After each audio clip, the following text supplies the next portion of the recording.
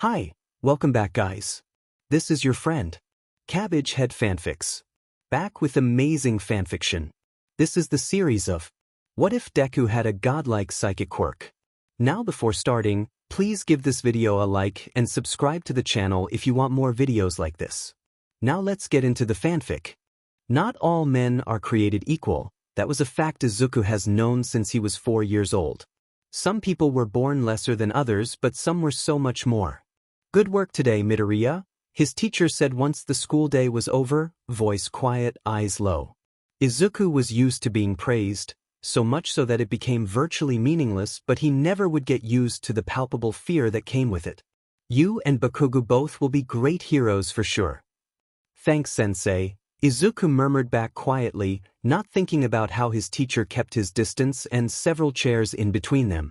Didn't think about how pointless those obstacles would be if Izuku really wanted to hurt him. His quirk came in a week after Kaken's, some of the earliest in their grade. It was a psychic quirk like his mom's but with more range, more power. He'd sprinted over to Kaken's the moment he got the book to move off the floor.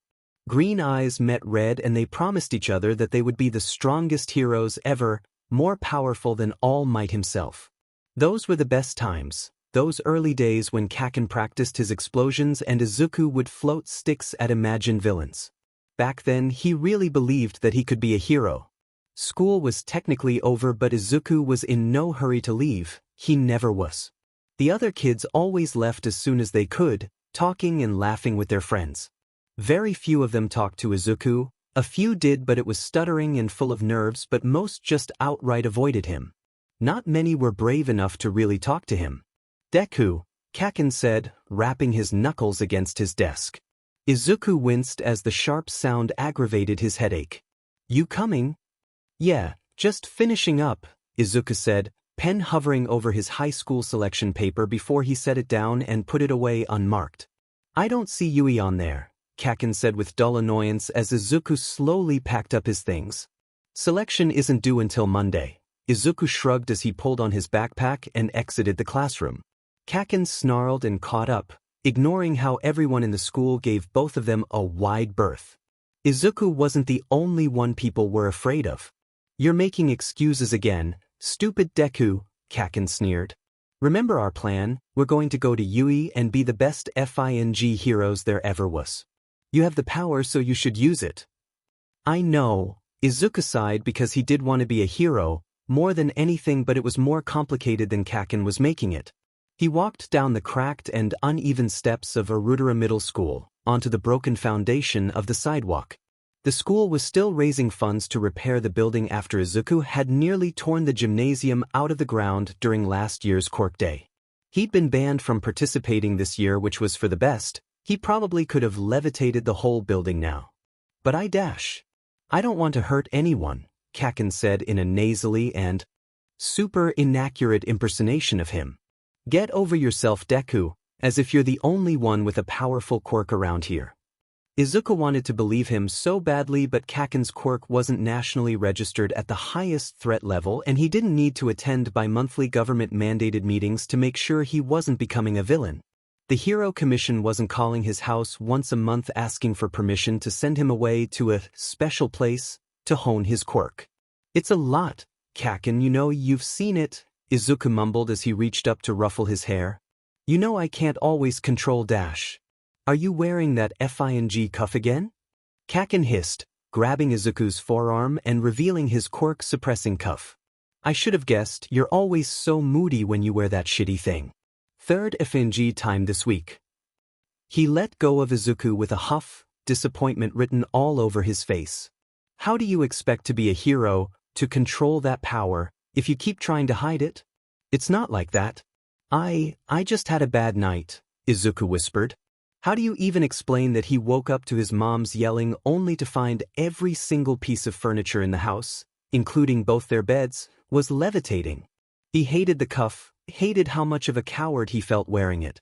But he hated seeing his mother's horrified face even more. It was uncomfortable and expensive, but Izuku had been needing it more and more to keep his power in check. Most people couldn't use their quirk at all while wearing one, but all it did was lower his output slightly. He was starting to overpower this one. He really needed a second one, or even some of the ones high-level prisoners had, which screwed into bones. Kaken was either being kind or arrogant to act like he and Izuku were on remotely the same level. "You're effing useless, Deku," Kaken said, stepping in front of Izuku and glaring at him. "Yui isn't gonna even look at you if you keep wearing that stupid thing," he said with a disgusted motion at Izuku's cuff. "I can't believe my future partner is turning into a coward." "This isn't about you," Izuku growled, stomping his foot on the ground, which caused a nearby manhole cover to pop out of the ground and land with a loud thunk.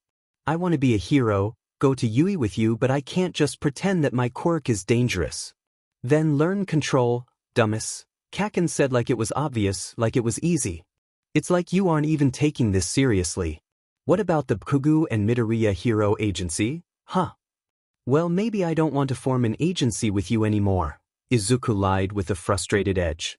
"Maybe I'm sick of you telling me what I should and shouldn't do with my quirk. I'm the one with the power here, you idiot, you're just holding me back."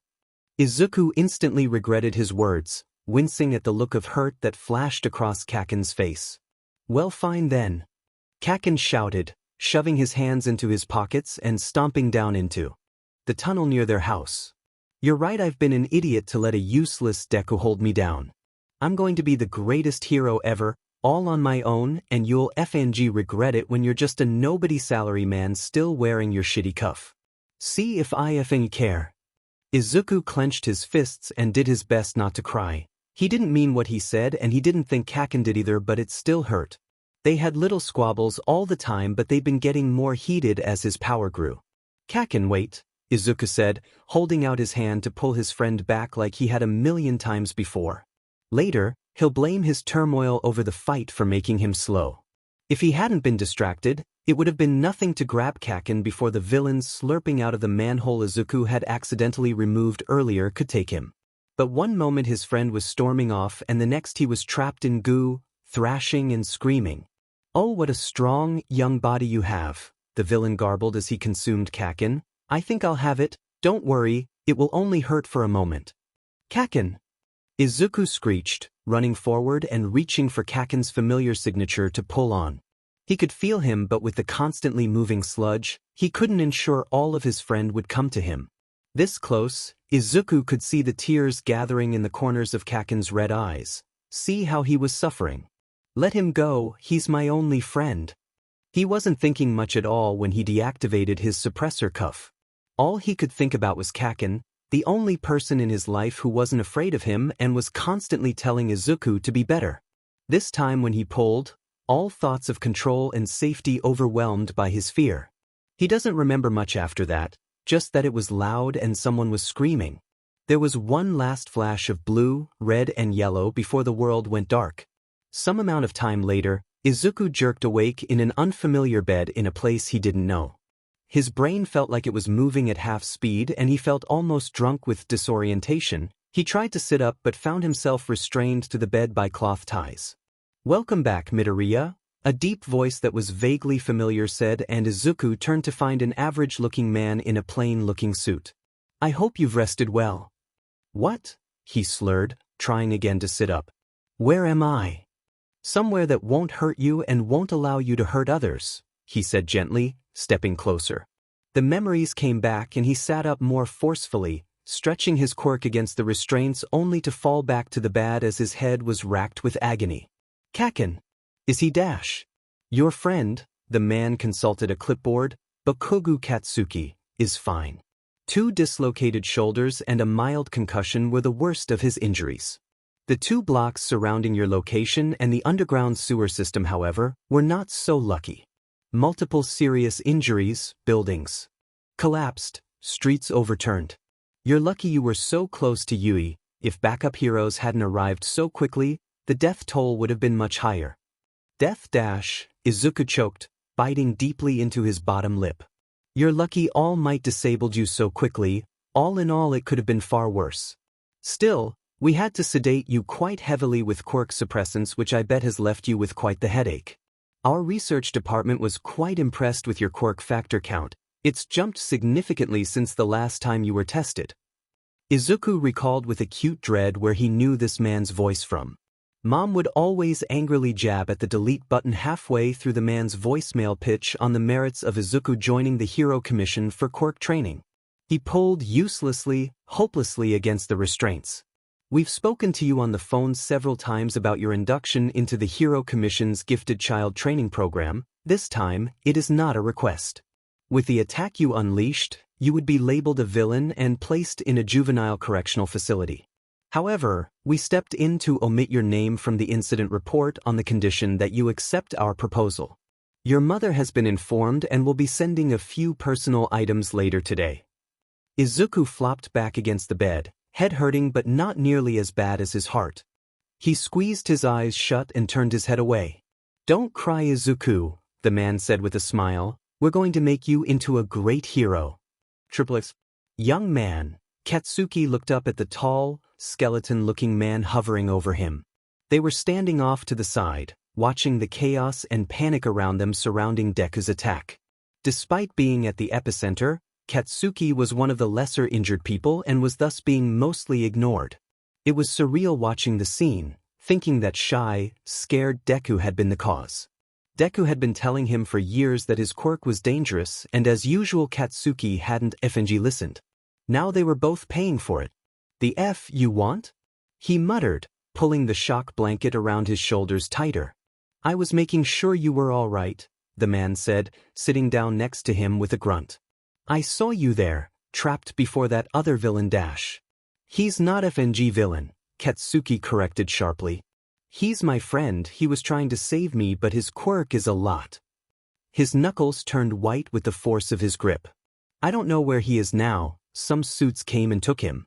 I tried to stop them but someone used their quirk to put me out. Yes, I saw, the man said and Katsuki side-eyed him suspiciously. How the hell had this creep seen any of that? Only top heroes and first responders were allowed in the immediate blast zone. Are you worried for him, even after? He's my friend, my only friend, and we're going to be heroes together. He released his hand from the blanket to look at his dirt-streaked hands that had been powerless to save himself or Deku. I need to get stronger. If I'd been stronger, Deku wouldn't have had to do what he did. He clenched his fist tightly.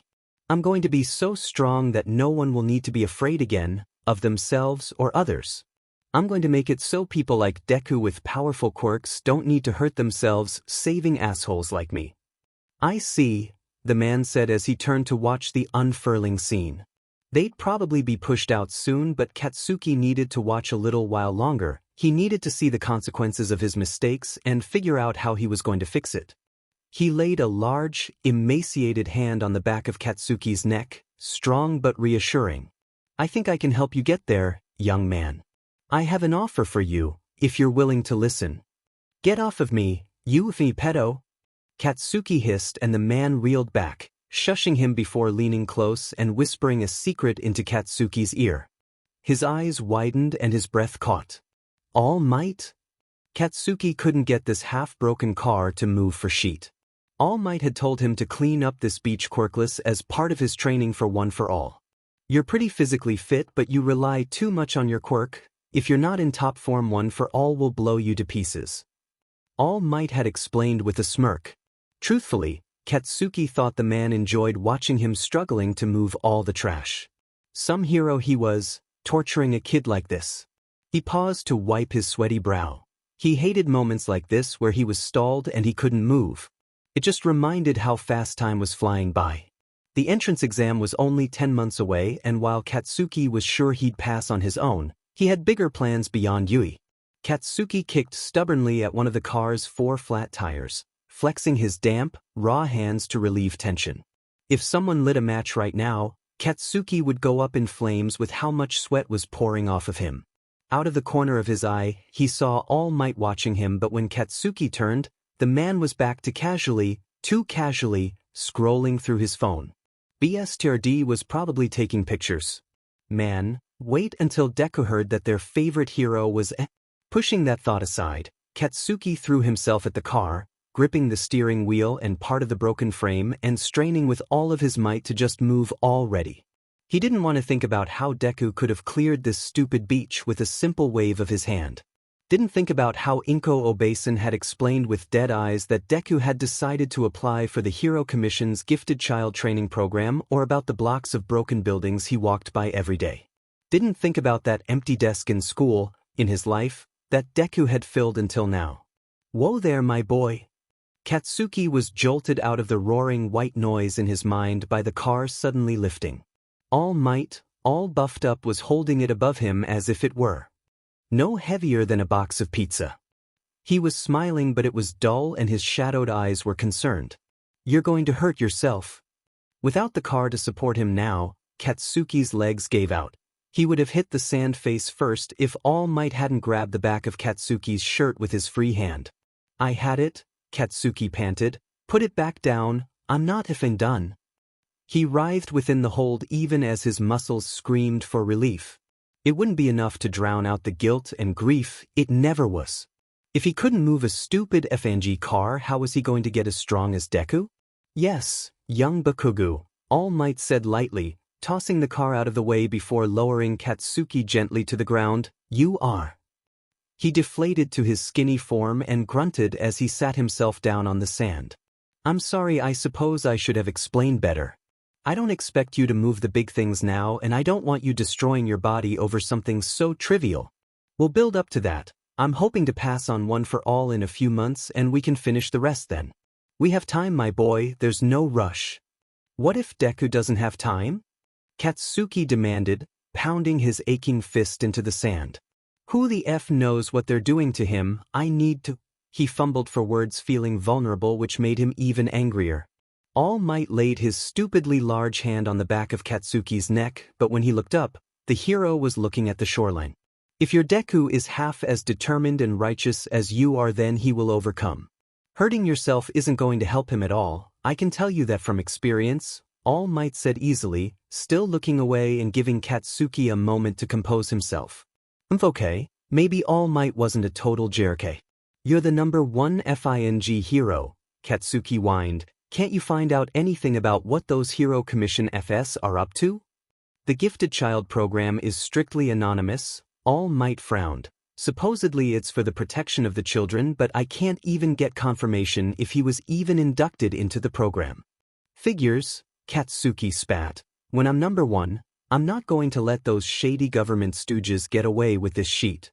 But the #1 spot is far, far away, my boy, also currently occupied. All Might cheered, briefly changing back into his muscle form.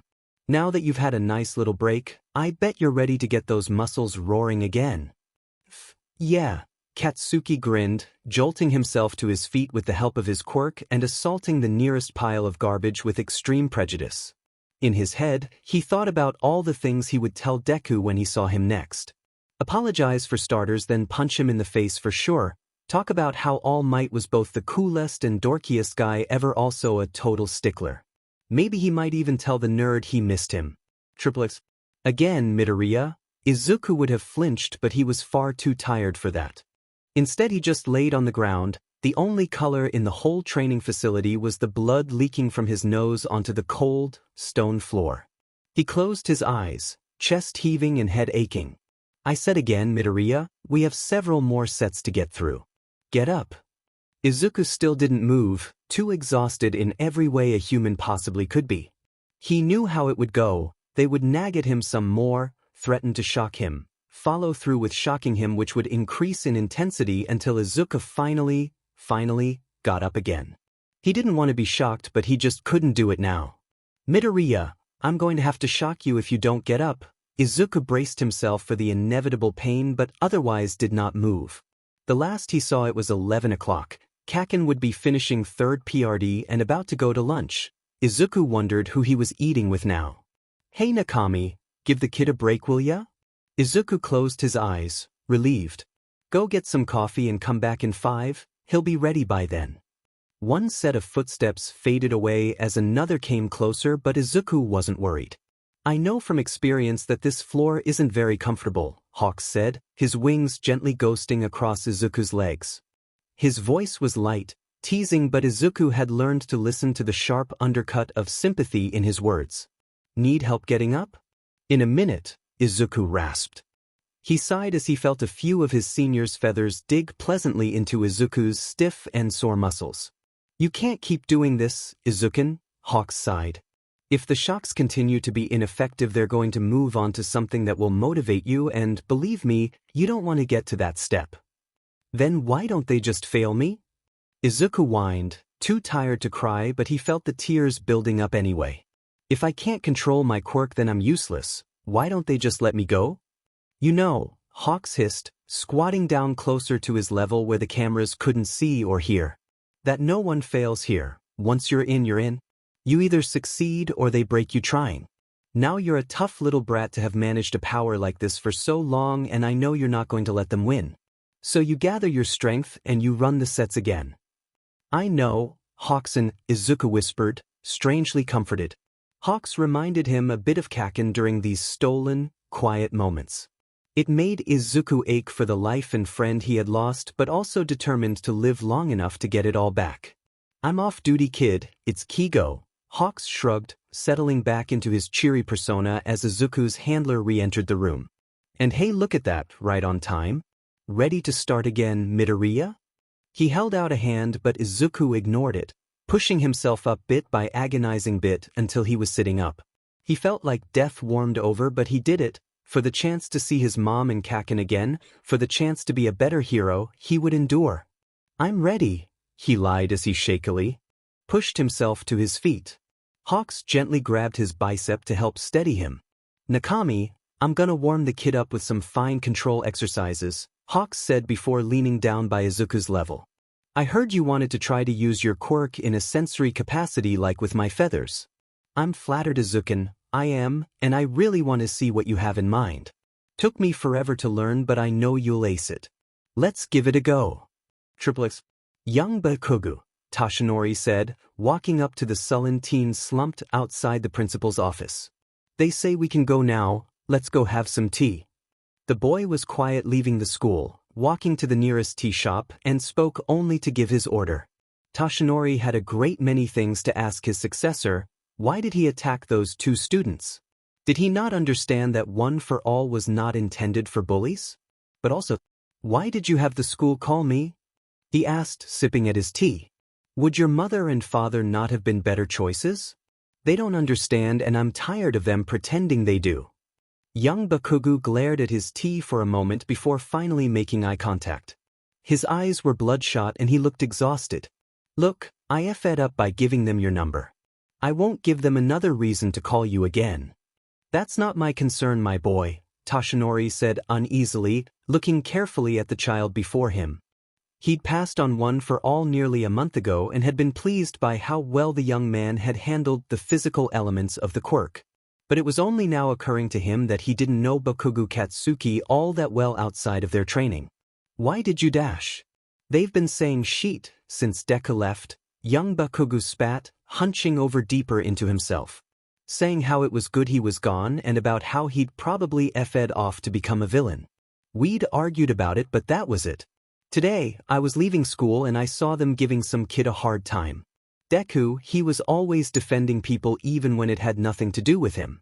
He wouldn't have walked away, so I couldn't. I didn't use One for All and I barely used my quirk, but we got caught anyways.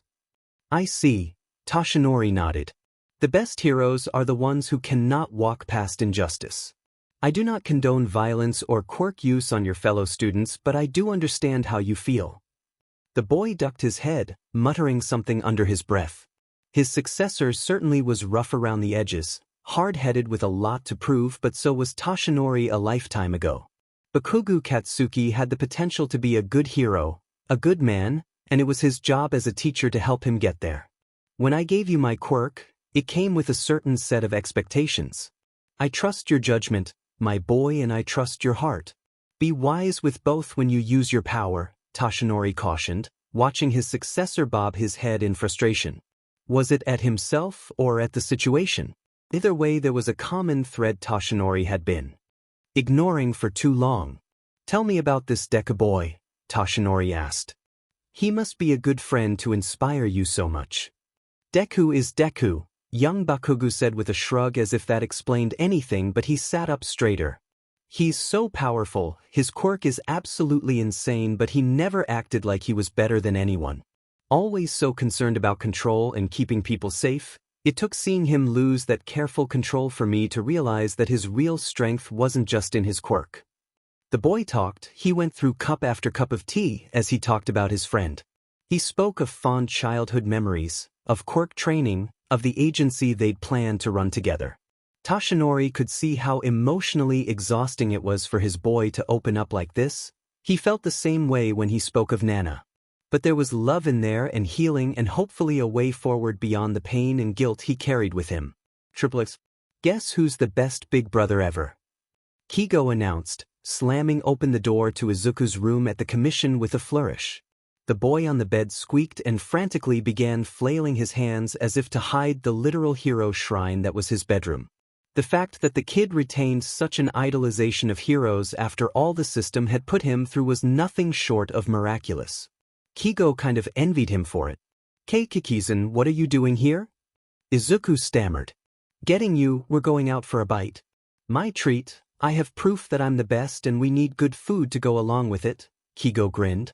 Izuku beamed, poor kid hardly ever got to go out so it really was a treat. He glanced down as Aizu threw on a long jacket, covering up his quirk suppressors.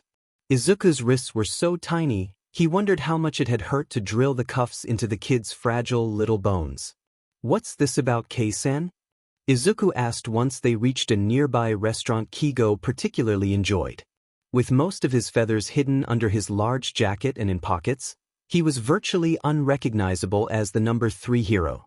You, my young green friend, he grinned, leaning over on the table, are going to UE starting in April. Izuku's eyes went wide, soaking in the information and searching Kigo's eyes for any lies. Watching the hope and joy bloom in his eyes was both a treasure and a tragedy. You're officially registered as a recommended student in Class 1A, with the HC behind you, you won't even need to take the exam. Izuku, predictably, put his head into his hands and started crying. I can't believe it, oh my god, the kid warbled. It's always been my dream, mine and Dash. He slammed his hands on the table and everything on it jumped about a meter in the air before they floated gently down. Jesus, he had 2 pressers on and he could still use his quirk? I get to see Kaken again. That got the boy crying even harder and Kigo gently patted his shoulders while assuring the people in the restaurant that his brother was perfectly fine. Congrats Izuku, you deserve it. Kigo said sincerely. He didn't get to be honest much these days and it always was a treat. Boo, but how? Izuku hiccuped. Every time I asked they said they wanted me to stay within the system, like you did. Well, you can't be a hero if you're cooped up your whole life, you won't know how to work with other heroes and civilians. So I pulled some strings, talked to a few people, convinced them that a certain green bean I knew would perform loads better at the nation's premier hero academy and voila. Kigo said with a snap of his fingers. Izuku was looking at him with stars in his eyes. He got that same look from fans all the time, but this time he felt like he'd earned it. The look dulled and Izuku frowned. But you didn't get an opportunity like this, and what about the other kids in the program? Izuku questioned softly and Kigo wanted to sigh. Commission just had to steal away a genuinely kind, heroic kid. Kigo's time in the program hadn't been a cakewalk, but he'd been allowed outside, didn't need quirk suppressors permanently attached to him, wasn't continually pushed and pushed because they couldn't find an upper limit to his power. And that, outweighing even Izuku's happiness, was the real reason Kigo wanted him at UE. We can't send him away now, Nakami growled. We're finally starting to get somewhere with the boy. He's too valuable to lose to UE, Satamisha argued. They produce great heroes, sure, but we have an opportunity with Midoriya to turn him into something more than a common brawler. I'm not even sure they could handle someone as powerful as Midoriya, Rami mused. What do you think happens? Kigo growled, leaning in close to the idiots who just didn't get it. When you torture someone day in and day out. When you strip him of his family, his friends, any outside contact and tell him he needs to become stronger. When you bend him so far he breaks. Rage coursed through him, but he was experienced enough to know its root was pure terror. You get someone who decides it's not worth it to be a hero and takes the path of a villain. And if Midoriya loses his faith in humanity, then who in the hell is going to stop him? You? he sneered before pulling back. You think you're in charge, but the fact is, if Midoriya decides to wipe us all out and we won't stand a chance, Kigo concluded. So we kill him, Nakami said without remorse, even though he was Midoriya's primary trainer. If he's as dangerous as you say, then we can't risk him becoming a villain. All Might himself was asking after the boy. You won't be able to hand-wave his death away, Kigo answered with a snort. He has the potential to be the greatest hero, so remind him why he should. Let him go to high school, make friends, kiss girls, be happy. Don't give him a reason to turn against us, against humans. Izuku was so happy right now, hastily slurping down his soba in excitement to the point he was nearly choking on it. Kigo wanted to be happy with him, and he was, but he couldn't shake off the lingering fear he always felt around the boy. He didn't mean to, but he found himself caring for Izuku, willingly came back to his childhood nightmare in order to see him and help the kid in any way he could. Kigo would do just about anything to keep him safe, but he was a hero through and through. He never wanted to meet Izuku on the other end of a battlefield and know it was his little brother's life or the world. X. Katsuki was acing this entrance exam. He didn't even need one for all to enhance his speed and strength. It would be so easy to lose himself to the overwhelming power of both quirks, but he reined in that impulse. He wasn't that reckless, arrogant idiot anymore. He blew up robots left and right. There couldn't be more than a minute or two left, but even though he had to have enough points to pass by now, he was going to fight until the end. A low, deep rumble drew his attention, and he turned and saw a giant FANG robot tearing its way through the exam area. All the other exam-goers screamed and started running away in earnest, but Katsuki just grinned and settled into a firmer stance. Yui's motto was plus ultra, right? Everyone was out of the way, and he was looking for an excuse to see what a dosage of one for all did to his explosions. He took a deep breath, slowly letting the Furigen power build up in his muscles, in his sweat. Not too much, he didn't need to blow off his arms, but just a little push should be good. His hands exploded. The size and force of the blast was so huge he was forcefully flung backwards, stopped only by slamming into the closet building a dozen meters back. It looked like he imagined an atomic blast would, an enormous output of fire and explosive power. The robot, which was taller than the tallest building, was blown back and absolutely wrecked by the awesome power. Katsuki could hardly believe that much power came from him. His hands and forearms were covered in burns, and it felt like he dislocated his elbows, not to mention his back was effed from the impact. There was a horn sounding which signaled the end of the exam. Because he felt like he was about to fall over.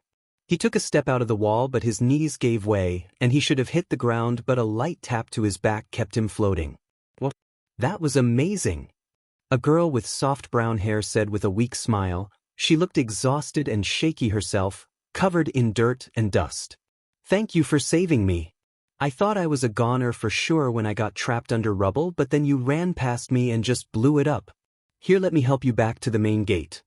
Despite looking half dead herself, she grabbed a hold of his pant leg before he could float any higher and determinedly dragged him back where everyone else was gathered.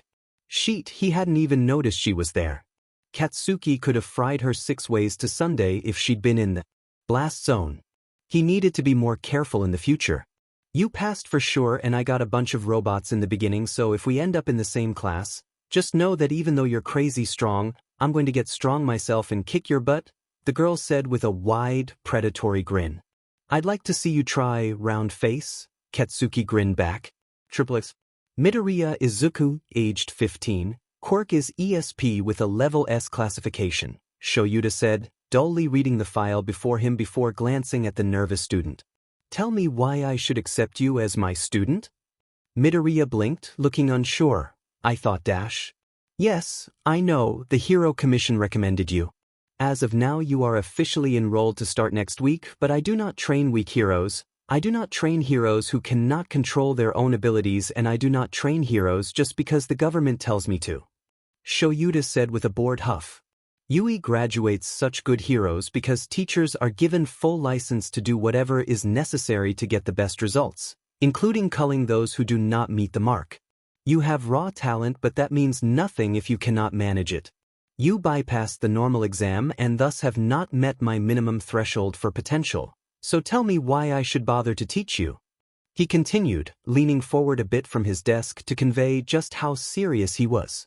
Nedza might complain a bit given the HC's clout, but, in the end, he would respect Shuta's judgment and allow him to expel the so-called prodigy kid. So far, the boy had appeared to be meek, overwhelmed, and afraid, that combined with his dangerously powerful quirk meant he was more a liability than he would ever be worth as a hero. Shoyuta couldn't think of one reason to let a walking hazard like Midoriya, who already had caused one minor disaster, stay. Oh, thank God, Midoriya sighed, looking almost relieved by his pronouncement. Shoyuta blinked in confusion. Since I can remember, everyone has told me I could be a great hero no matter how scary my quirk got, the boy continued with haunted eyes. But no one has ever said that I couldn't prioritize the safety of others over my power.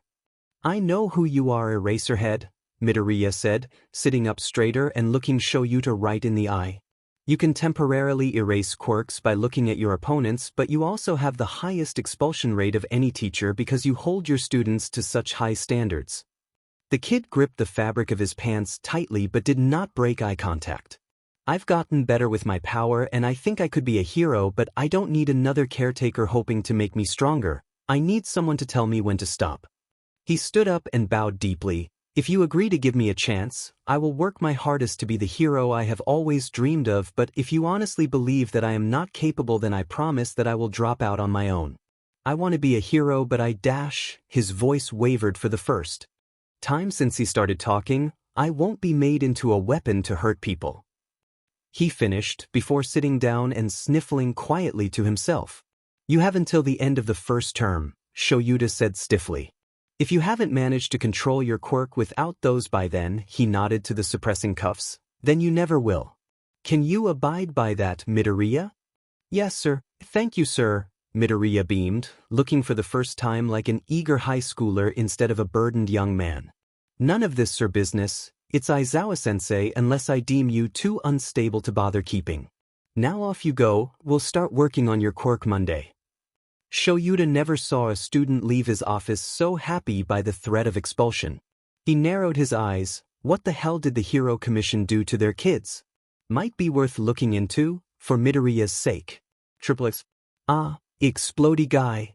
Ochako grinned, catching sight of her spiky-haired savior as she entered her new high school classroom. I knew you'd get in first place too, not that anyone was surprised with your crazy powerful quirk. If I recall, you said you were gonna kick my butt if we were placed together? He grinned, something sharp and feral. I'm ready when you are. Ochako kept her smile up, refusing to back down.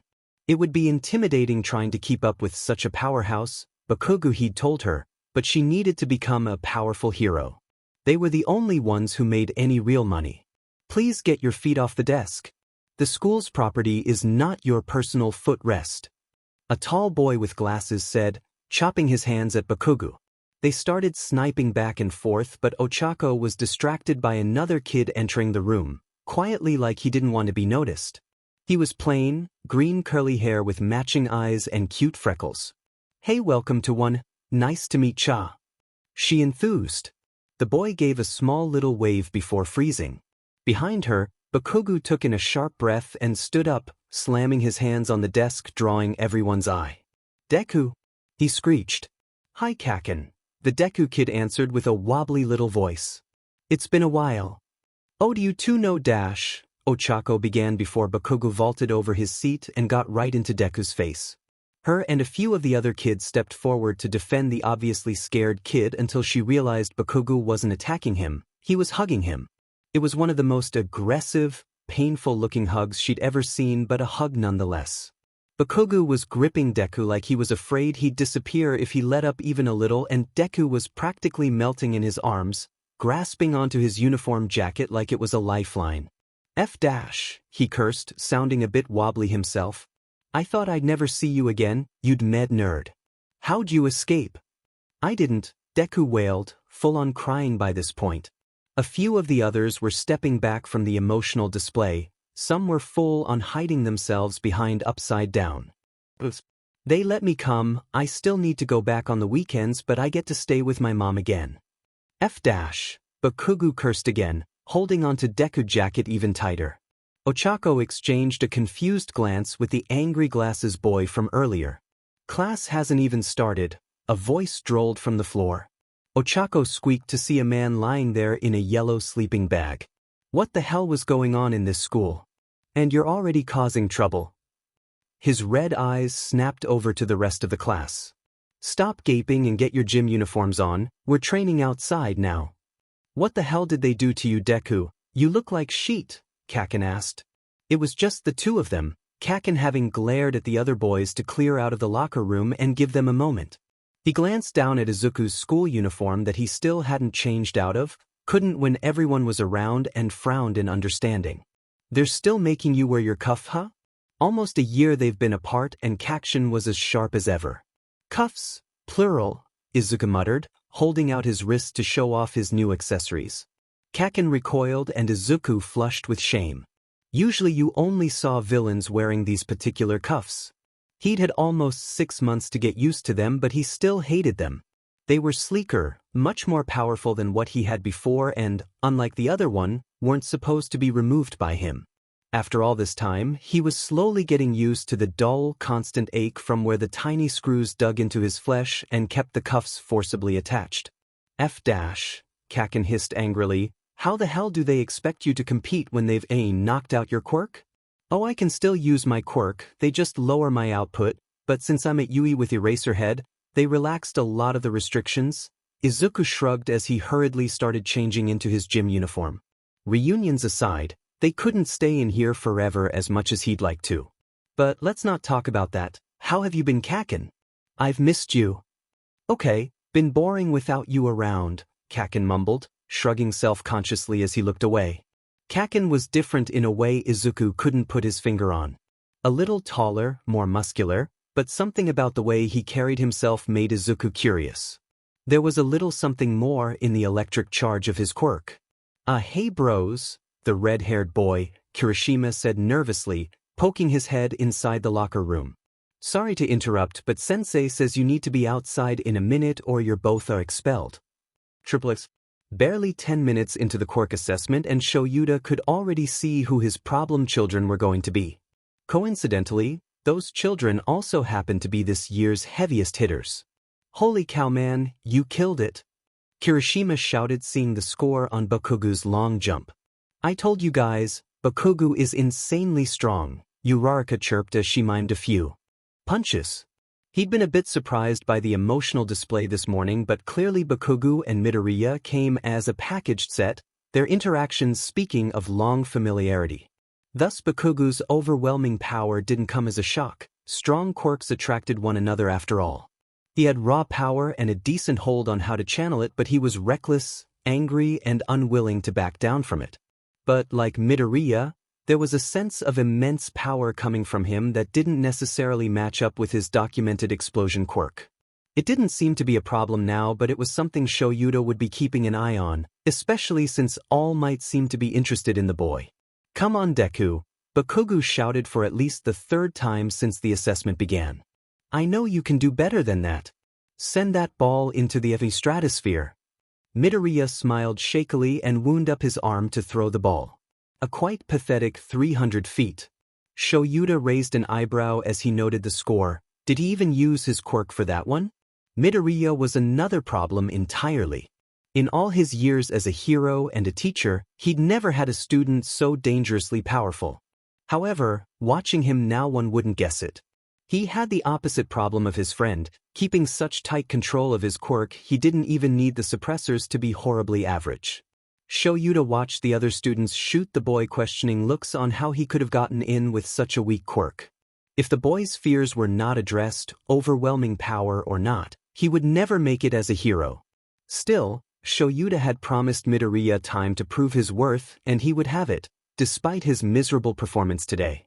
Though significantly less powerful than the disaster duo, Todoroki Shudo also had a powerful quirk.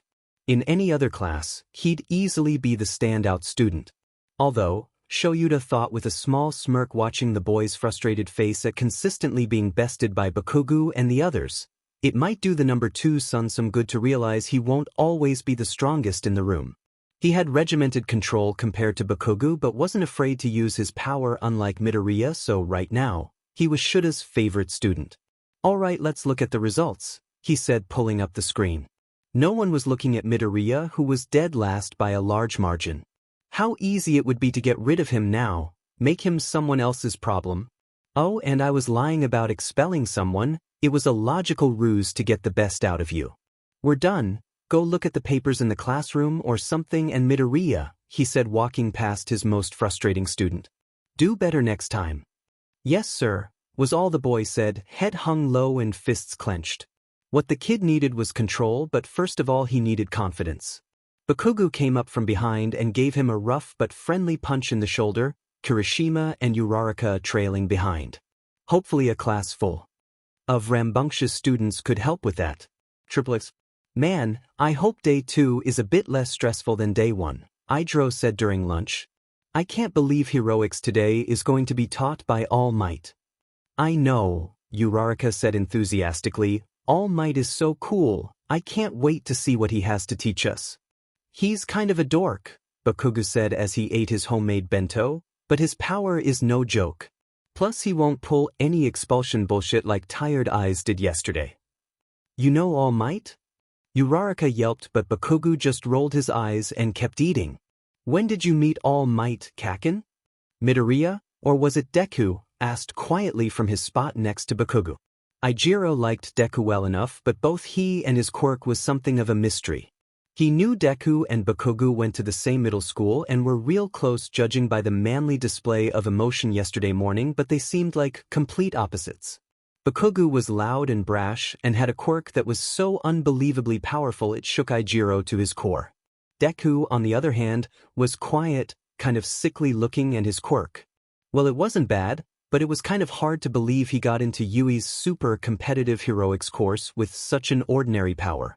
Still, the way Bakugou looked at him yesterday, well, the guy didn't do fear, but he came pretty close looking at his friend. Ijiro shook his head. It was wrong to judge people before he got to know them. Luckily, he had 3 years to change that. I'll tell you later, Bakugou said, side-eyeing Deku before going back to his meal. Ijiro was about to ask Deku about how the two met when the Todoroki kid appeared out of nowhere with the frostiest look on his face. It froze Ijiro on the spot. Whose illegitimate child are you? The son of the number 2 hero, asked Deku in a voice that cut like a glacier. To be recommended to Yui with such a pathetic quirk? Bakugou spat out his rice. Ijiro thought he was choking at first, but it looked like he was laughing instead. He looked a little manic about it too.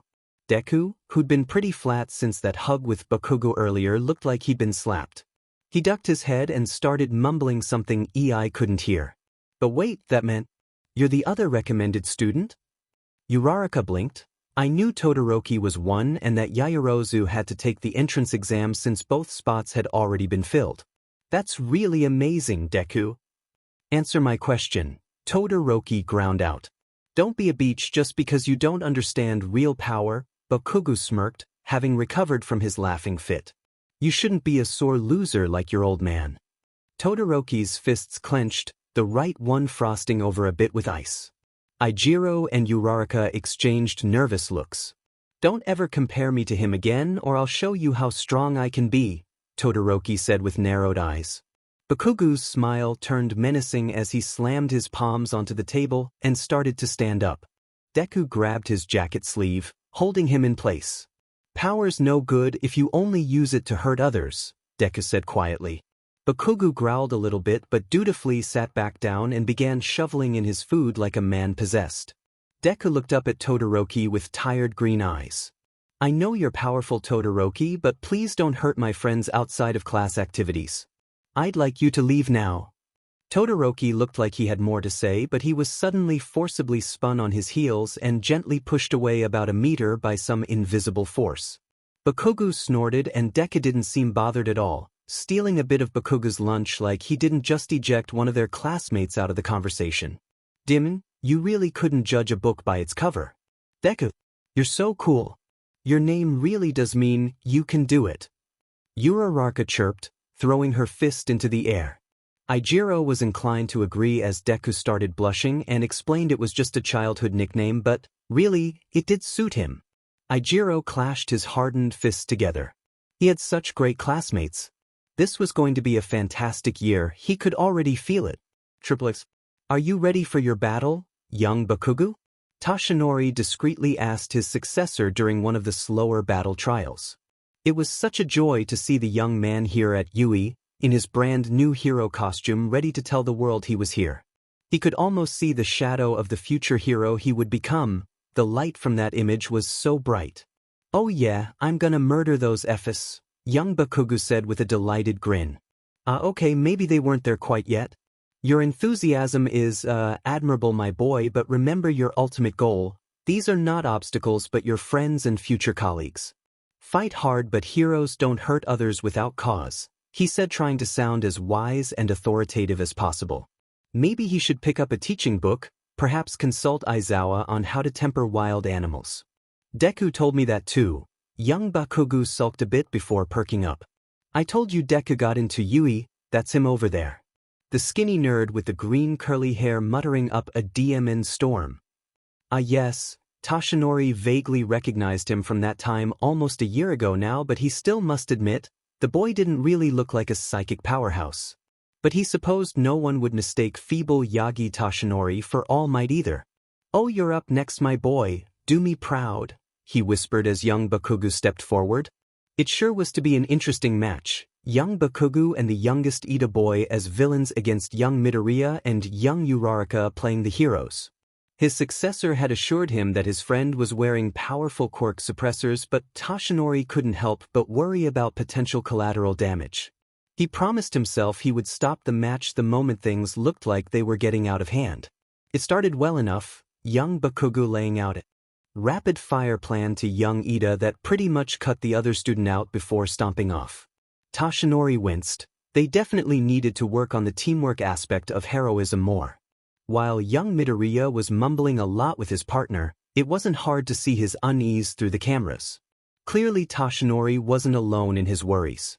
In the end, the heroes decided to enter together as a team with the hope to separate young Bakugou and young Ida. Young Bakugou met them first, grinning and popping his explosions while talking about how he wanted to see how far his friend had grown since they'd last met. Young Uraraka floated herself above young Bakugou, while young Midoriya distracted his friend by mentally pushing him back into the wall.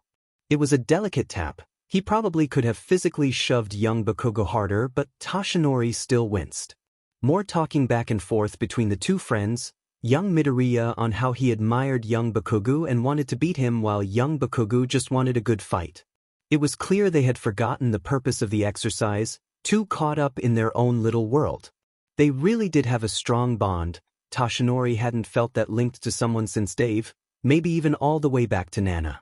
Man, they are so intense, young Kirishima whispered behind him. I think they're both a little insane, especially Bakugou, young Ishido added.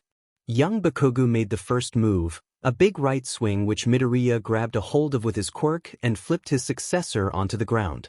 Instead of binding young Bakugou while he was down, the other boy turned and fled. An interesting choice. Toshinori wondered what he had planned since young Bakugou had mentioned that he was a smart one. His successor, predictably, gave chase. The smile on his face was a bit concerning if Toshinori was being honest, but he looked so happy battling against his friend. What is Midoriya doing? He's hardly even fighting, young Kaminari said. Guess he can't do much with such a weak quirk. No, he's just refusing to use it fully, young Todoroki commented quietly. Young Midoriya came across a dead end and young Bakugou soon boxed him in. He seemed annoyed that his friend was being so passive, so unimaginative in the fight. Still, young Bakugou seemed determined to get the very best out of his friend. Toshinori felt the embers of his quirk humming as young Bakugou added one for all to the mix. Not too much, young Bakugou. This is just an exercise, Toshinori cautioned over the radio. Don't worry, I know Deku. Couldn't hurt him if I tried, but I just gotta get the nerd warmed up, the boy replied back before he moved with immense speed, enhanced explosions filling his palms. It would have been enough to take out any other students, maybe even some low-level pros. But he was learning that young Midoriya was something else entirely. The explosion rocked the whole building, the entire complex shuddering as a large portion of the infrastructure was removed. It looked like it was moments from toppling over when it suddenly, unnaturally righted itself and held steady. "Are they okay?" Young Yaoyorozu asked nervously and truthfully. Toshinori couldn't tell. The residual smoke and debris made it hard to see what was going on. "Young Bakugou.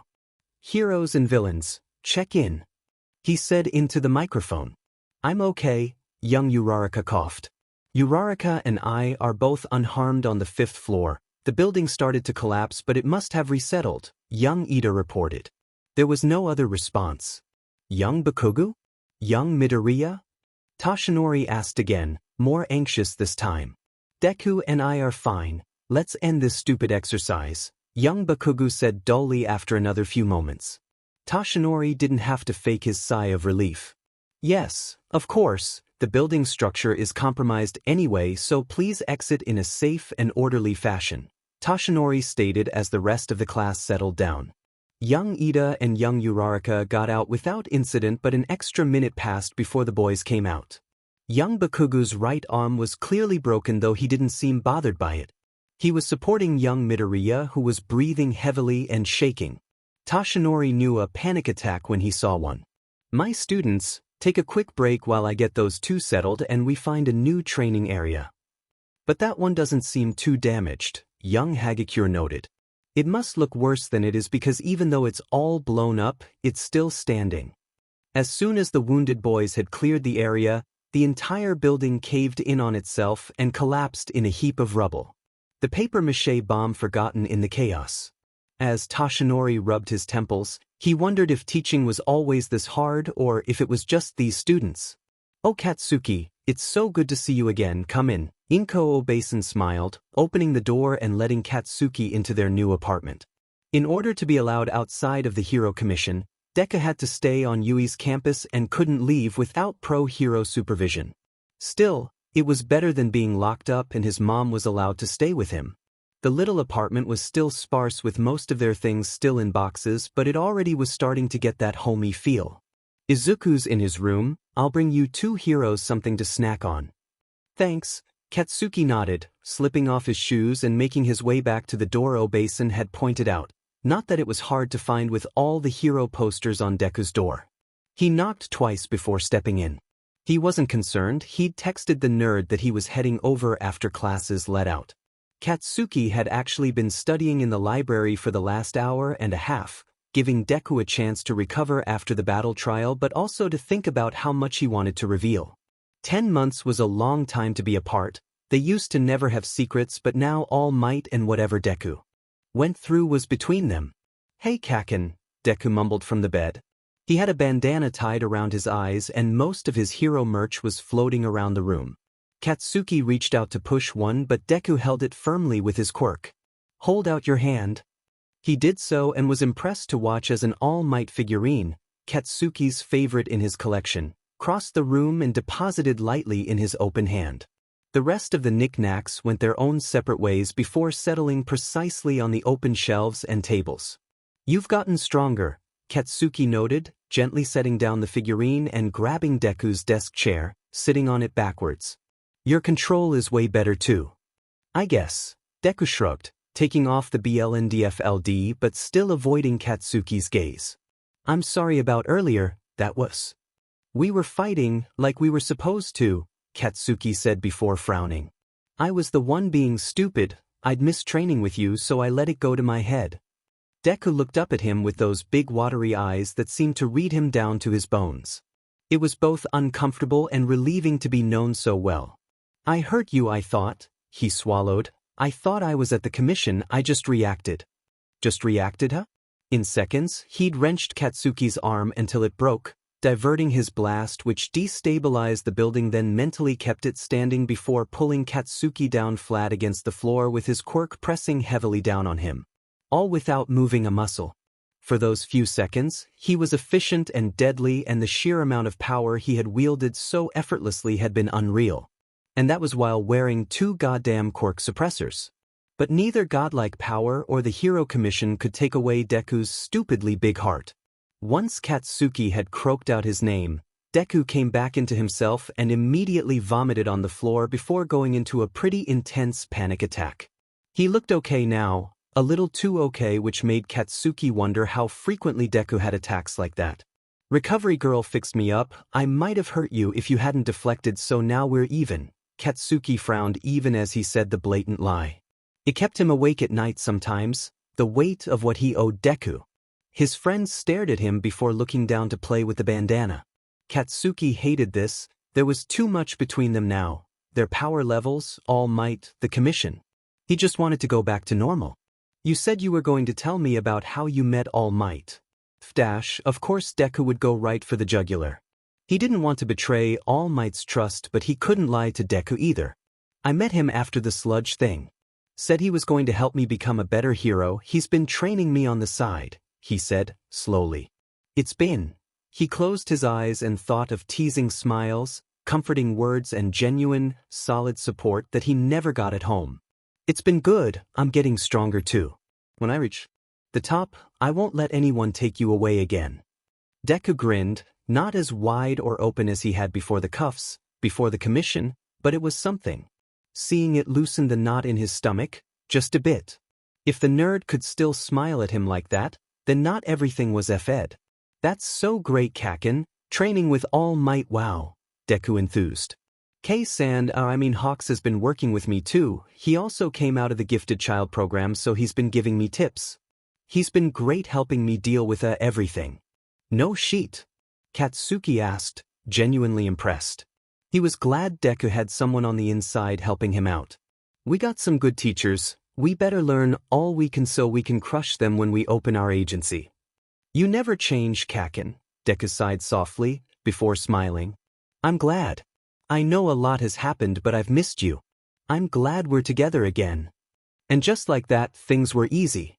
Maybe there were some things that didn't need to be said. Despite the break, they could still be Deku and Kaken.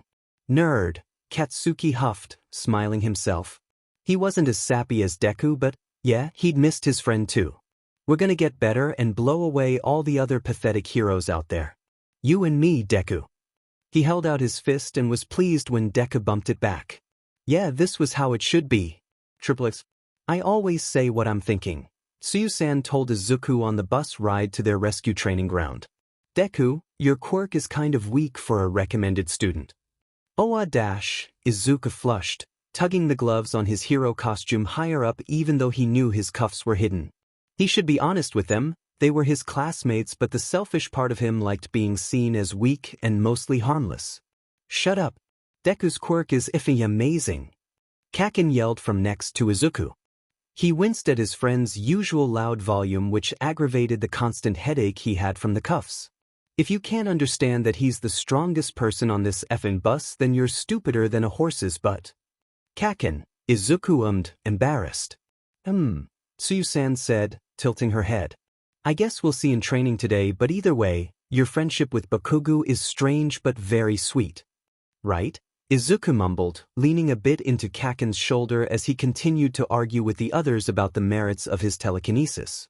He glanced over at Aizawa-sensei, whose tired eyes were boring into him, a small silver key dangling in plain sight as a warning over his scarf. The Hero Commission had given Sensei one of the keys to unlock Izuku's left cuff and manually adjust the level of quirk suppression. Izuku knew he was on thin ice after his poor performances in the quirk assessment and battle trial. He needed to really prove himself in today's exercises, or Sensei might force him to confront his power before he was ready. Izuku knew that he had better control now than he did a year ago because of the Commission's training, but the lingering fear of causing damage, especially with Kaken so close once more, made every use of his power feel dangerous. He felt sick to his stomach, and it had nothing to do with the cuffs. Izuku clenched his fists. He needed to be better. If he didn't improve soon, Sensei would ship him right back to the Commission. His nerves only increased once they arrived at the unforeseen simulation joint and the Space Hero 13 lectured them about the dangers of quirks. Tears gathered in the corners of his eyes at the reminder of what he'd done, of what he was still capable of if he couldn't. Stop crying, Deku, Kaken whispered at him, gripping his shoulder tightly. We're training to prevent that sheet from happening. Don't look at anyone else today, it's just you and me, like the old days. Some of the tension leached out of Izuku at his friend's words. He wondered what happened to Kaken in the months that they'd been apart. Kaken had always supported Izuku in his own way, but he'd never been this understanding before. Maybe all might. Stay together and don't move, Sensei shouted suddenly as Izuku caught a glimpse of a dark shadow in the middle of the USD. Those are villains. There were several loud gasps throughout the class as they collectively froze while villains began piling out of what looked like a misty black warp hole. What is this, part of the training? Kirishima asked nervously and Izuku's breath caught. No way, that couldn't be, the commission wouldn't fake an attack on Yui to test him, right? He thought back to some of the tests they'd put him through at the facility and winced. Where's All Might? A lanky man with hands covering his body said, malice radiating off his hunched form. We're here to kill the symbol of peace, but if he isn't here, maybe a few dead kids will bring him running. Beside him, Kaken growled and clenched his fists, starting to move forward like he was going to confront the villains. Izuku reached out to stop him, but before he could, Aizawa-sensei jumped into the fold despite being outpowered and outnumbered. The rest of them were soon warped away to God knows where. He reached out one last time for Kaken, but his friend was already gone. Izuku materialized just above the surface of the flood zone and instinctively stopped his fall midair, just before he would have gone underwater. Was he alone here? Where were the others? He needed to get to them before the villains did. Your psychic powers won't save you from me. A villain with a mutation quirk shouted, swimming towards Izuku at high speeds. Izuku mentally slapped the man away before he even got close and watched the man bounce across the water like a skipping stone. I wonder how well my quirk works underwater, Izuku wondered for a moment. He'd have to experiment later. Midoriya. He turned and saw Tsuyu and Mineta floating in the water not too far from him. We need to get away from the villains, we're going to reconvene on the ship, she said before lobbing a screaming Mineta up onto the deck with her tongue. Izuku winced when the other boy hit the deck with a loud smack. I'll put you up more gently as long as you promise not to feel me up too. It's okay, I'm good, Izuku coughed, levitating himself up to the top. By the time he reached the top, Mineta was working himself up into a full-scale panic attack. There's villains here, what are we supposed to do? Mineta wailed, we're going to die here. Izuku frowned, looking down briefly at the water before glancing back up at the central plaza where Sensei and the other villains were. The rest of the class was presumably scattered throughout the facility. From what he'd seen so far, the villains were pretty low level, but Sensei had been up against so many. Midoriya, any thoughts on how to get out of here? Tsuyu croaked as she crawled to the top herself. The villains look like they're getting restless. We need to support Aizawa-sensei, Izuku mumbled, also find some way to contact the school. We all left our phones at the classroom, but if we can get someone out, maybe Dash. Well, what about us? Mineta screeched, grabbing onto his pant leg. Who's going to get us out? The boat rocked heavily a moment later as the villains in the water had grown tired of waiting for them and blew a hole in the bottom. Tsuyu and Mineta yelped as the ship began to lurch. Izuku huffed in annoyance. He just wanted a moment to think before he threw himself into the fray, but heroes didn't always get that moment, he supposed. Don't worry about that, he said distractedly, still eyeing the plaza where he could see multiple quirks being fired off at once. This was way too dangerous, not just to Izuku but to everyone else, for this to be the Commission's handiwork. It couldn't be them, the negative publicity alone would be enough to sink them. And speaking of sinking, Midoriya, we're almost to the water, we need to come up with a plan, Tsuyu said with the slightest edge of hysteria in her voice. Izuku measured the distance from here to the shore and stretched out his hands. Guess he needed to deal with this minor problem before he could tackle the bigger stuff. It's okay, I got it, he said with a reassuring smile as the water started to flood the deck, but it never reached them. Izuku found the shortest distance to the shore and with a wave of his hands, split the flood zone in two with a small walking path straight down the middle. His quirk held the two enormous waves steady, not wavering at all, along with the villains trapped inside. Come on, let's go. I'm worried about the others. Izuku motioned, hopping off the boat and onto the now dry floor bed. I guess that's why you were recommended, Tsuyu said quietly, dragging a speechless Mineta with her. Both of them were looking at the trapped waves with awe. Izuku frowned, looking up at easily supported waves. Was that too much? He sometimes had a hard time understanding what was a normal amount of quirk use for people. This is incredible! Mineta shouted, eyes still locked on the towering waves held up by will alone. Why the hell did you nearly fail the first day? Have you always been able to do this? Yeah, pretty much, Izuku deflected, glancing down at his still covered wrists. Aizawa-sensei's key to unlock his cuff flashed through his mind. It's true he needed more experience using a higher percentage of his quirk, but he's not sure he was ready to risk his classmates' safety or their good opinion of him. If they considered splitting the flood zone a lot of power, then maybe he wouldn't need to mess with the cuffs to get out of this. It didn't take them long to reach the shore where Izuku let loose the waves, the water crashing together violently. And if he'd subtly moved the villains in the water so that they'd collide forcefully and knock each other out, well, no one had to know. Feeling a little more confident, he smiled at Tsuyu and Mineta. We're going to be heroes, we can't turn our backs now. I say we go help Aizawa-sensei and the others. You want to fight more villains? Mineta squeaked, avoiding the splash as the water settled back into its normal, non-suspended state. He's right, we should be trying to escape, Tsuyu said slowly, but we can see who we can help on our way to the exit. Come on, Mineta, she continued, dragging their shorter classmate along. Izuku led them towards the sound of fighting coming from the main plaza, where they spotted their teacher right away. It was plain to see that Eraserhead was being steadily worn down by the onslaught, but he never stopped moving, never looked like he was going to give up. Izuku's heart swelled with pride and understanding. This is what it meant to be a pro hero. Let's lighten his load a bit, Izuku said, forcing back the large number of villains surrounding Sensei with a wave of his hand. Eraserhead, hunched over and breathing hard, looked over at them. Don't worry about me, you need to get to safety, Aizawa-sensei panted, readying himself for another attack. I'll give you time to escape. We're not at the boss fight yet, we shouldn't need to bring out our ultimate weapon for a bunch of NPCs, the man with hands on his body hissed, turning towards Izuku and the others. While it'd be fun to watch Eraserhead wear himself down, it'd be even more fun to watch him die defending you stupid brats. Numu, a tall, nightmarish creature behind him, looked up. Kill the kids and make it ugly.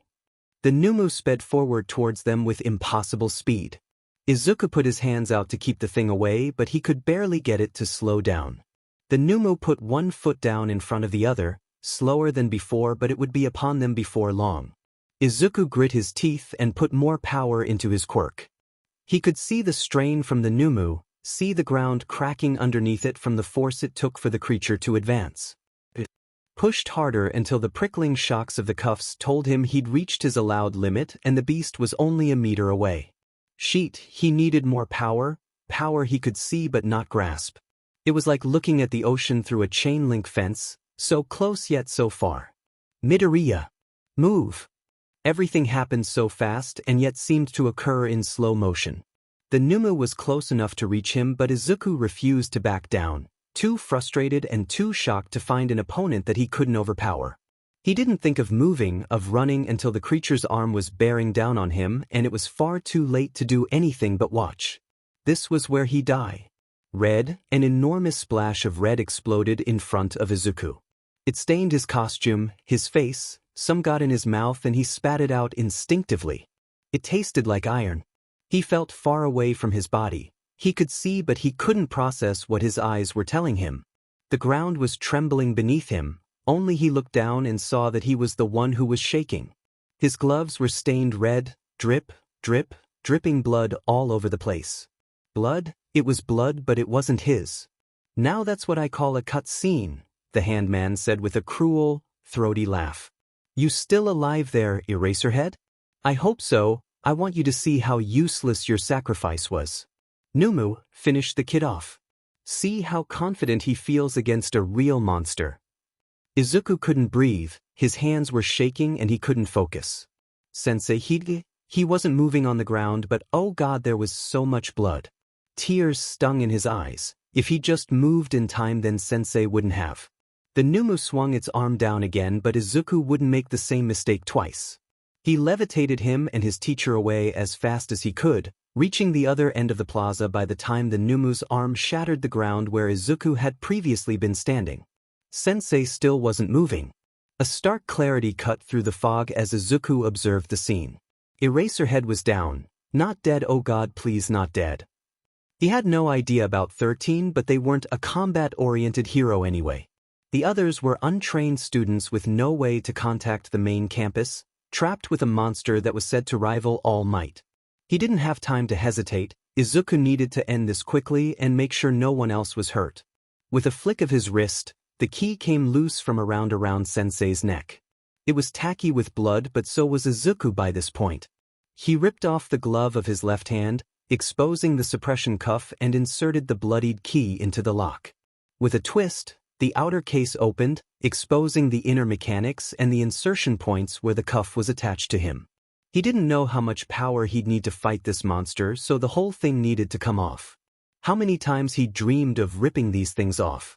He'd always known that he could, but never mentioned it to his handlers for emergencies just like this. You talk about monsters and weapons? Izuku spat, tears streaming down his face, blocking out the pain as he slowly, agonizingly used his quirk to pull the screws through bones, muscles and skin. The villain didn't move, watching with a heavy gaze as Izuku removed the cuff with a final gasp. He heaved, staggering a little bit from the pain but also the sudden rush of power as he threw away the useless hunk of metal. His range widened considerably as he went from standing behind a fence around his quirk to wading knee-deep in it. But you don't know anything, he continued ominously, the air feeling electric and heavy around him.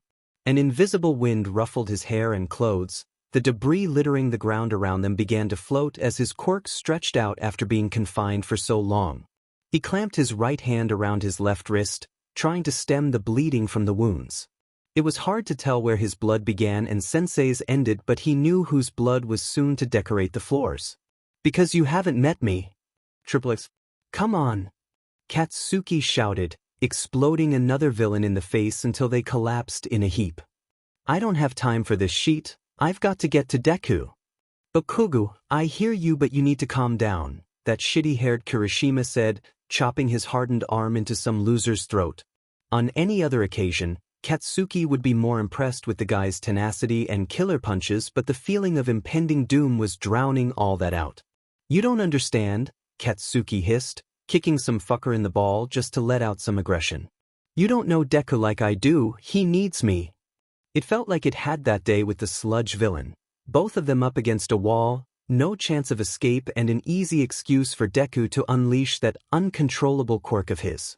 Just the memory of the power, the blank look in his friend's eyes before he'd let loose. Shit, he couldn't let that happen again.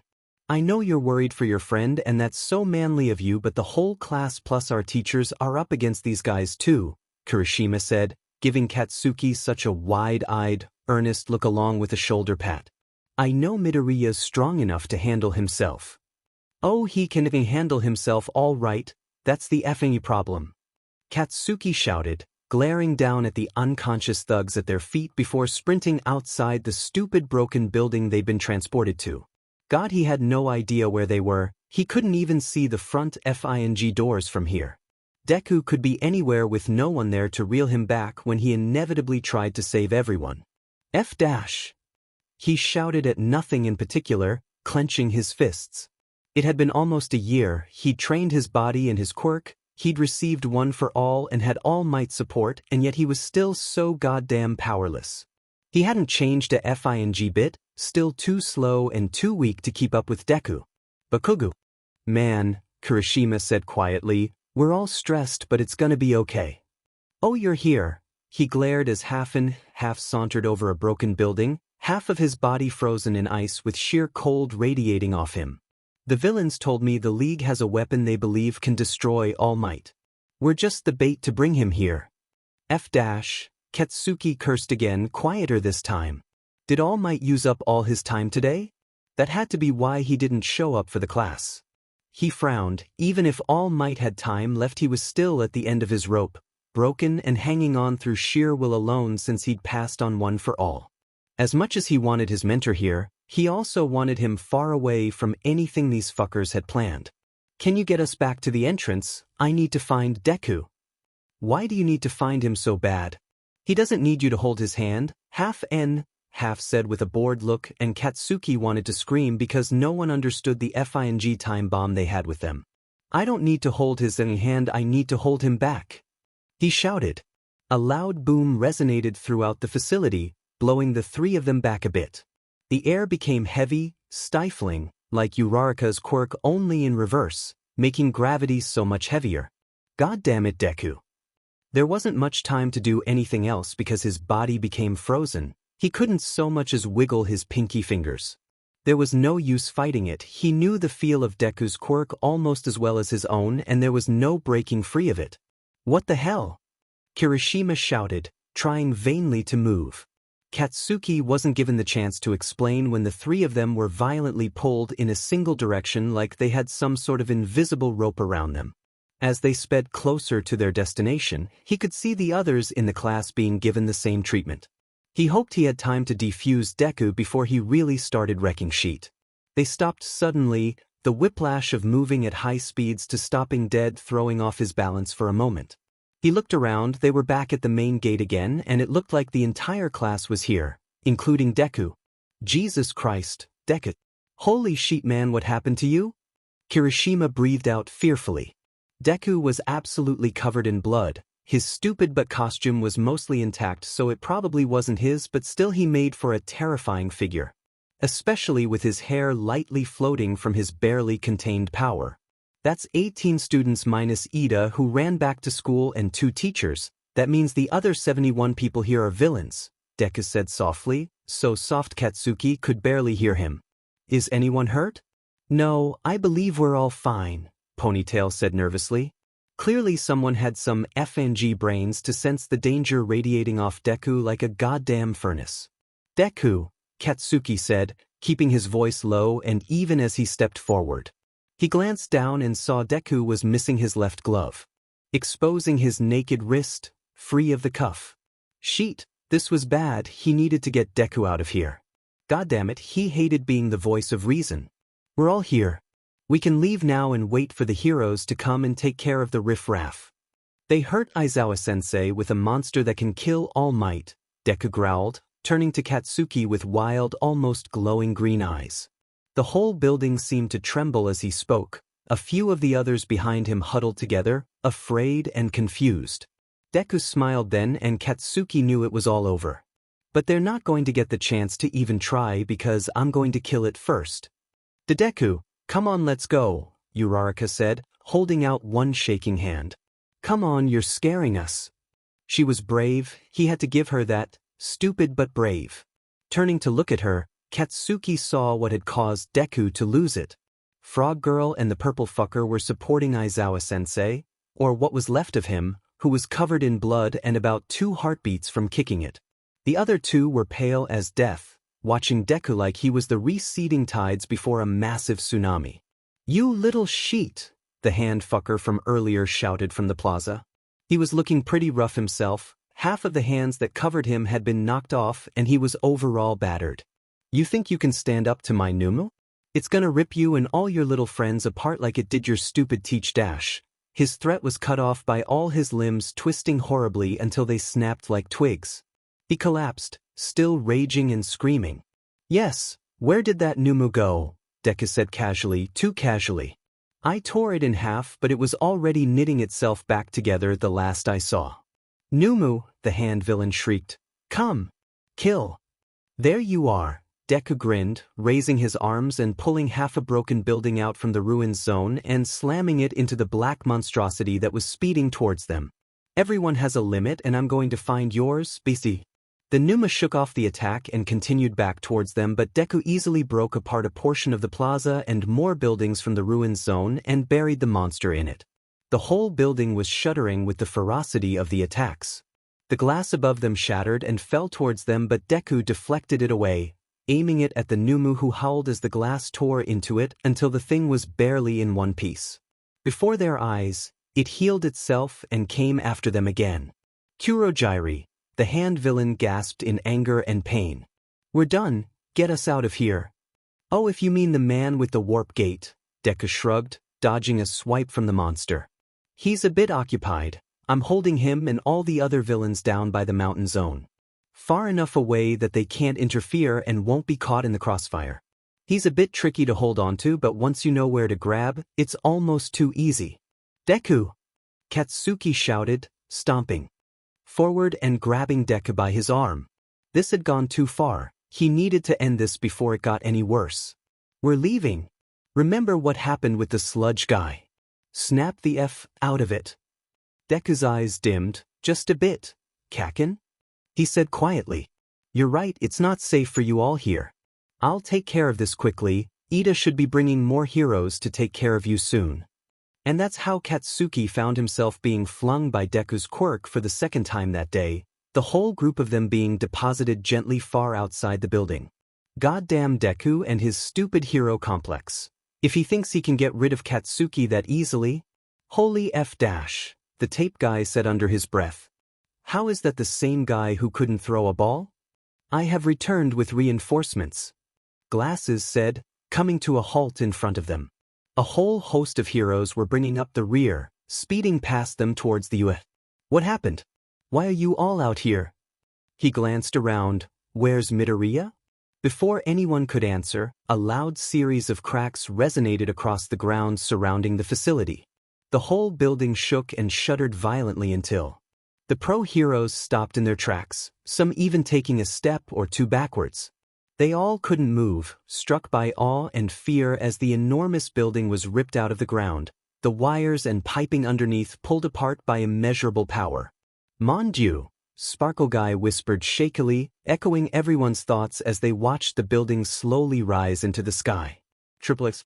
Toshinori sped as fast as he could towards the facility where villains dared to attack his students, his successor, but still he was only keeping pace with the others. He'd been lying to Nezu, Recovery Girl, and young Bakugou, but Toshinori could feel that his time with One for All was just about gone, not more than wisps of smoke by this point. In the months since he'd handed off the quirk, he'd felt its power grow dimmer and dimmer. It was a fate he had accepted the moment he'd chosen young Bakugou as the ninth holder, but, damn it, he needed just a little more time. Take care of the students, I'll handle the rest. He told his fellows, jumping past the children and Oh God Aizawa as he entered the facility. The USJ looked every bit the disaster zone it was supposed to replicate, with various parts of the building strewn around, fire and water and bits of debris everywhere. All Might, look out! He turned to see a hulking black monster with an exposed brain rushing towards him. Toshinori braced for impact, but the monster wrenched to a stop before it could reach him, thrashing at invisible bonds before it was violently thrown away. You need to get out of here, that Numu creature is strong. They came here to kill you. Young Midoriya was almost unrecognizable from the shy and cautious young man he'd come to know. Between the blood covering him, the glowing green eyes, and the ominous swell of power as the boy hovered high above him, Toshi could have easily mistaken him for a villain. I have the rest of the villains contained, but I can't keep this thing down. Young Midoriya, Toshinori said, looking for a tone between gentle and stern which he usually reserved for twitchy villains with hostages. It's okay, you've done well, but now I am here. Let me take care of this and go wait outside with your classmates. No, the boy said resolutely, and the building quaking with his determination. Sensei got hurt because of me, and I won't let these monsters hurt anyone else. I need to get the fight away from them. That said, the shuddering in the building increased like an enormous earthquake centered just on this area. The sound of shrieking, tearing metal, and the rumble of the ground beneath them, coupled with the view outside, confirmed what Toshinori had feared. He'd always privately considered One for All and its counterpart to be the world's most powerful quirks, but in the face of a boy who could lift a place as huge as the USJ with just his mind, he had to wonder if that was true. So this is the one young Bakugou wanted to catch up to, Toshinori thought. The wheezing in his chest and the agonizing pain in his side told him that he didn't have time to be impressed. The young man needed to be stopped, but Toshinori didn't want to hurt one of his own students. He wondered if he even could. Shigaraki Tamura, "We're leaving," a deep voice from behind Toshinori said. He found a man with a black wisp like Quirk holding onto another young man, battered and beaten with his limbs twisted in a nauseating fashion. Obviously some of the villains young Midoriya had been talking about earlier. It seems he had to loosen his hold on them in order to lift the building. It was a bit relieving if only because it meant the boy had some upper limit. "We lost today due to our lack of preparation, but the League of Villains will not end unless Sensei wills it." "Sensei?" Toshinori thought with trepidation. He raced forward to catch them, but they were already disappearing into a black mist. "We'll leave you the Numu," the pale, red-eyed teen said with pain and rage etched into his face. "It'd be worth losing it if it can kill that sick abomination of a kid. Next time it's you, symbol of peace." And they were gone just as Toshinori reached them, his arms closing in on empty air. He growled, turning away. No time to focus on the ones that got away, not when young Midoriya was still lifting the building. If he dropped it now, it would wipe out all the people down below and possibly reach all the way back to the main campus. "Deku!" "Goddamn," Toshinori cursed to himself. He wasn't surprised, but this was the last place he wanted his successor to be. Young Bakugou, in a show of phenomenal stupidity, launched himself at his friend, wrapping the boy in his arms and dragging the two of them back towards the ground. "It's effing over. Now put this thing back where it came from, or so help me." "But need to keep everyone safe. I can't let anyone else get hurt," the young man wailed, thrashing in young Bakugou's arms, but Toshinori could see the fresh blood leaking from his nose, the paleness to his face. No matter how powerful his quirk was, he was certainly feeling the effects of it. Toshinori noted that one of the boy's quirk suppression cuffs was sparking, obviously trying to quell the excessive quirk use. The Numu screeched, jumping up to grab at the two boys. "Look out!" Toshinori shouted, racing to reach his students before the monster. He made it just in time, putting as much power as he could into the punch, but it was like punching solid steel. The creature barely flinched. Instead, it retaliated, swiping at Toshinori with a large, clawed hand. He instinctively shielded his students, leaving his left side open for attack. It dug into his wound, claws aggravating the already irritated scar tissue. He choked on the blood in his throat as the pain momentarily overwhelmed him. His vision of the boys blurred together as all of them hit the ground. "No!" Young Midoriya shrieked, pulling himself out of his friend's arms. "I won't let you hurt another one of my teachers." He flew towards the Numu, grabbing at its head and unleashing an enormous wave of telekinetic energy upon the monster. The inhuman sounds of the Numu screaming would surely haunt him for years to come. Toshinori resisted the urge to curl up into a ball from pain, instead crawling over to his successor, bit by agonizing bit. "Are you okay, my boy?" he asked, cupping young Bakugou's face in his palm. He had to be okay, the most precious thing in the world, held in his hand. "I'm fine," young Bakugou groaned, sitting up. "But what about Deku?" The Numu's screams stopped only to be overtaken by young Midoriya's. The cuff on his right wrist was sparking considerably now, racing up and down his entire arm. The young man jerked from the intensity of the electricity until finally, Toshi's breath caught. He felt the exact moment when the boy passed out and his quirk lost its grip on the USJ. There was one terrifying moment of hovering before the whole structure began to fall back to the hole it had been plucked from. "Sheet," he cursed through the blood clogging his mouth. "My boy, get young Midoriya out of here. I'll take care of the facility," he said, grabbing young Midoriya's unconscious body and clumsily depositing him in his successor's arms. The Numu lay still on the floor, unmoving after young Midoriya's last attack. Toshinori had no idea what the boy had done, but he was too grateful to care. "No way am I dash," the boy argued, because of course he would. So much fire and determination, but there wasn't time, and with hope, they would have that time later. Not letting him finish, Toshinori picked the two of them up and threw them out the open doors. He trusted young Bakugou to get them down to safety. Now for the building. Toshinori followed behind, jumping out the broken doors and racing down past the speeding meteorite of the USJ. It was almost to the ground now, he realized, and he grit his teeth. Without young Midoriya, it was up to him to stop it. There were only two options now, Either Toshinori would catch the building in time or he and everyone here would die. He hit the ground, his body already burning and aching from the short but stressful fight. He took a precious moment. He didn't have to think back to Nana, to the effortless strength she exuded. One for all had served him well for all these years, but now it was just about gone, sent away to the next generation. All Might's time was almost up, but there was another to take his place. This may be his last stand, so he ought to make it a good one. Toshinori was a teacher now. He needed to show young Bakugou what it meant to be a symbol. He jumped up to greet the hurtling Yuzi, gripping a hold of it with all of his strength and willing that last ember of one for all to spark one last time. His bones cracked and threatened to collapse altogether, and his muscles screamed for relief. Even back in his prime, this would have been tough to manage. He hit the ground, his feet cracking the surface and his knees just about buckling under the strain. The building weighed heavily down on him, and one shred of doubt would doom them all. Toshinori screamed, making one for all work for him, one last time. The quirk flared in his chest, like a dying star shining for the very last time. And slowly, the building stopped crushing him down, and he was able to push it up bit by bit until he was lifting the entire structure. The swell of cheers from the students and teachers helped keep him standing as the steam began to appear, his power fading for good. So long, one for all. As gently as he could and with the help of the other heroes, he deposited the building on a vacant stretch of ground. It still shook the entire area violently, but it was down safely and no one was hurt. He raised a shaking fist before pointing it at the students, at young Bakugou, who was watching him with wide, red eyes.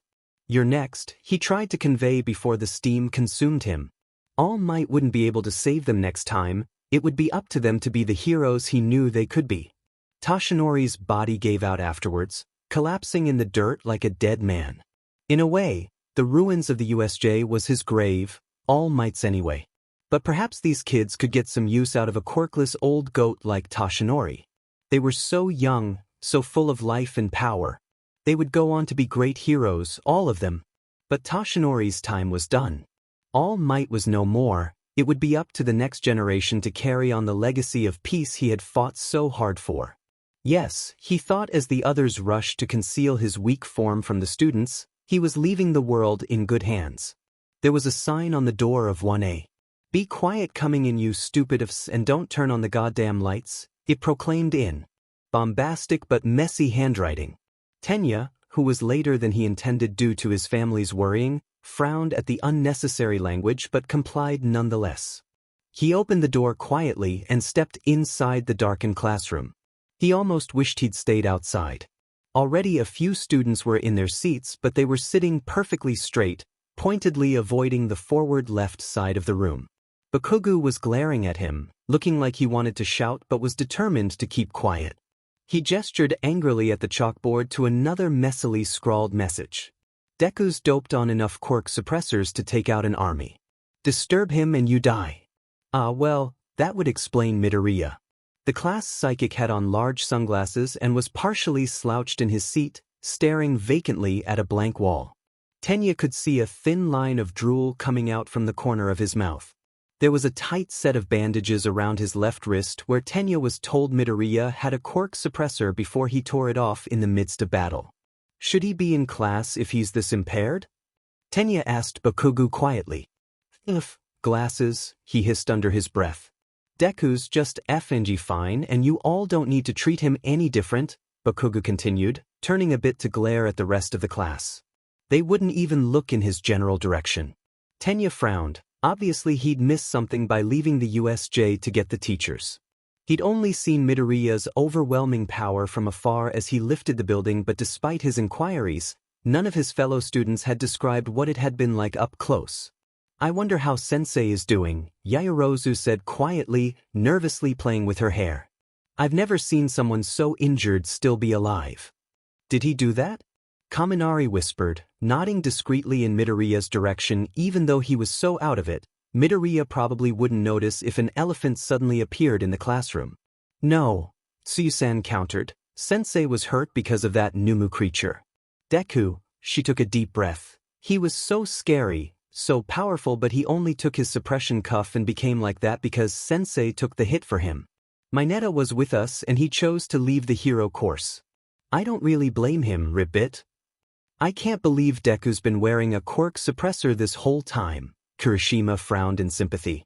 And it was one of those strong ones you see in villain dramas. No wonder he was so weak the first few days of class. You still don't get it, Bakugou murmured sharply. Deku's quirk is beyond anything you can imagine. The reason he was so pathetic in the tests is because he's so afraid of going nuclear. He reached behind him and grabbed Midoriya's right hand only to hold it up and show off, oh dear, a second suppressor cuff. Midoriya's head just slumped to the side at the sudden manhandling with an inarticulate mumble. He only took off the left one at USJ. Deku lifted the whole of it building with one hand tied behind his back.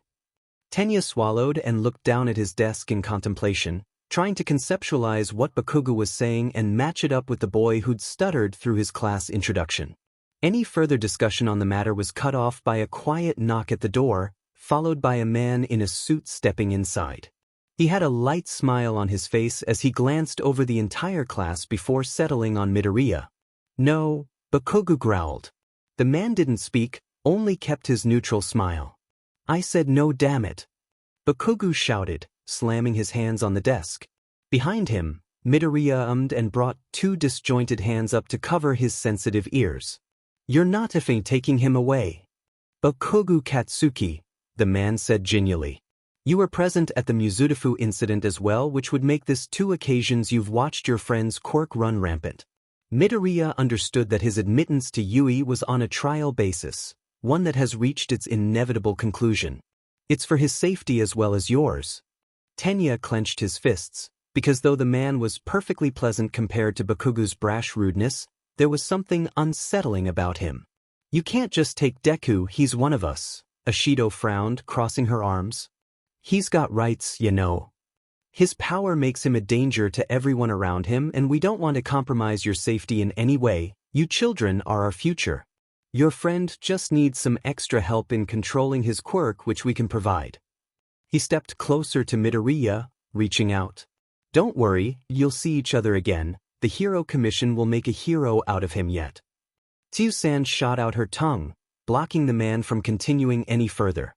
A few of the others, Ashido, Uraraka, Ojiro and Kirishima had stood up out of their chairs, looking ready to defend their classmate as needed. Bakugou had positioned himself in front of Midoriya's desk, hands threateningly popping explosions. For a moment, the man's smile wavered before settling back into place. This was wrong. They shouldn't be standing up to a government official like this. It was against the rules for mere students to get in his way, but it also wasn't right for Midoriya to be taken away like a criminal. He had no idea what to do, which side to stand on.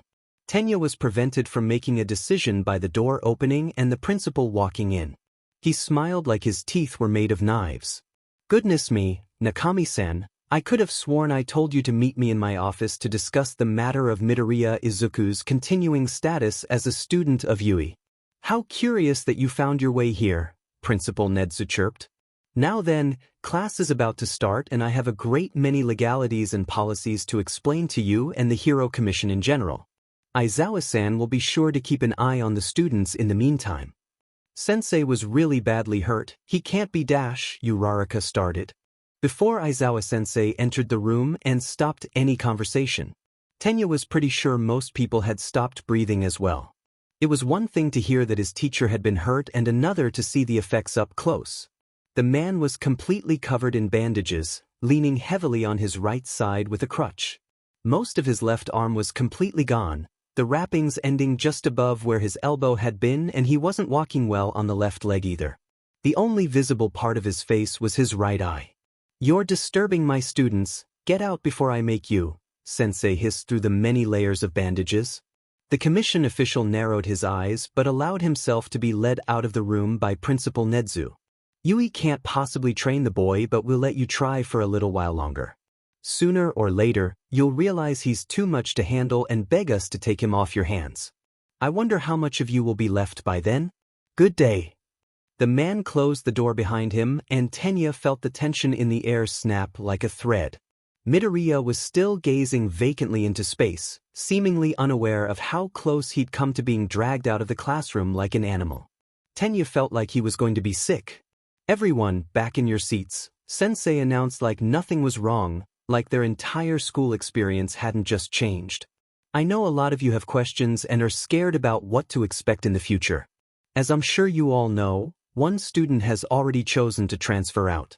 It is understandable, and I will be handing out cards for the school's therapist if you need to talk it out, something I highly encourage. But I will say this to you now, you are training to be heroes, and as heroes you will be faced with danger, sacrifice and moral dilemmas. One such dilemma just happened in front of you, and I'm dead proud of how you handled it. No matter what happens in the coming weeks, you are stronger together. Never forget that." The class was dead silent after that. How do you even begin to respond to a speech like that? Tenya was still upset and confused. Had he failed another of Yui's secret tests? What was he supposed to do? If only someone would tell him, he would provide the correct response. Sensei hobbled to his desk and sat down heavily. He pulled out a small throw pillow with a kitten on it from the bottom drawer and threw it in Bakugou's direction. "Bakugou, take notes for Midoriya today and then walk him to Recovery Girl after the school day ends." Bakugou nodded seriously, putting the pillow on Midoriya's desk and gently forcing the other boy's head onto the pillow. Midoriya ummed but then flopped comfortably on the pillow, instantly falling asleep.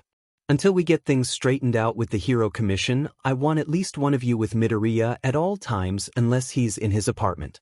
If someone tries to take him, you scream as loud as you can, do you understand?" "Yes, Sensei." They repeated back, some determined, others wary, but many just sounding confused and exhausted. Tenya knew Yui would be a tough school, that it would challenge him, but he had no idea the hurdles would be so high or begin so soon. He looked from Midoriya's slumped form to Aizawa-sensei, who was battered and beaten but still strong. Clearly he had much to learn about being a hero, but this was the place to do it. Moving on, the sports festival is coming up soon. Triplets.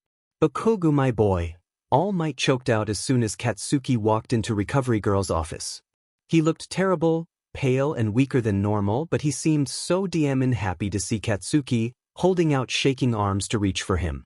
Damn it, Deku's leaky eyes must be contagious. That's the only reason his vision was blurring now.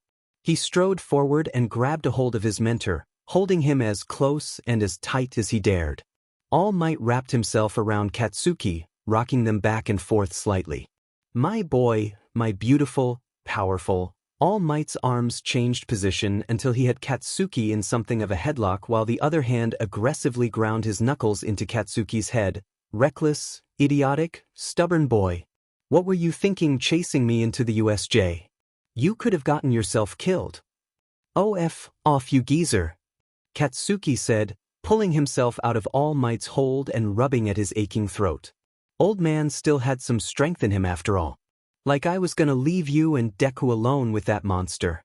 Can't do everything on your own, you bunny-haired a-hole." "I guess not." All Might grinned like he'd said something funny before, patting the bed, gesturing for Katsuki to sit. He put a respectable distance between them, only for All Might to scoot closer and drape one stupidly long arm around his shoulder like a bony octopus. He wouldn't admit it, but after everything, the contact felt nice.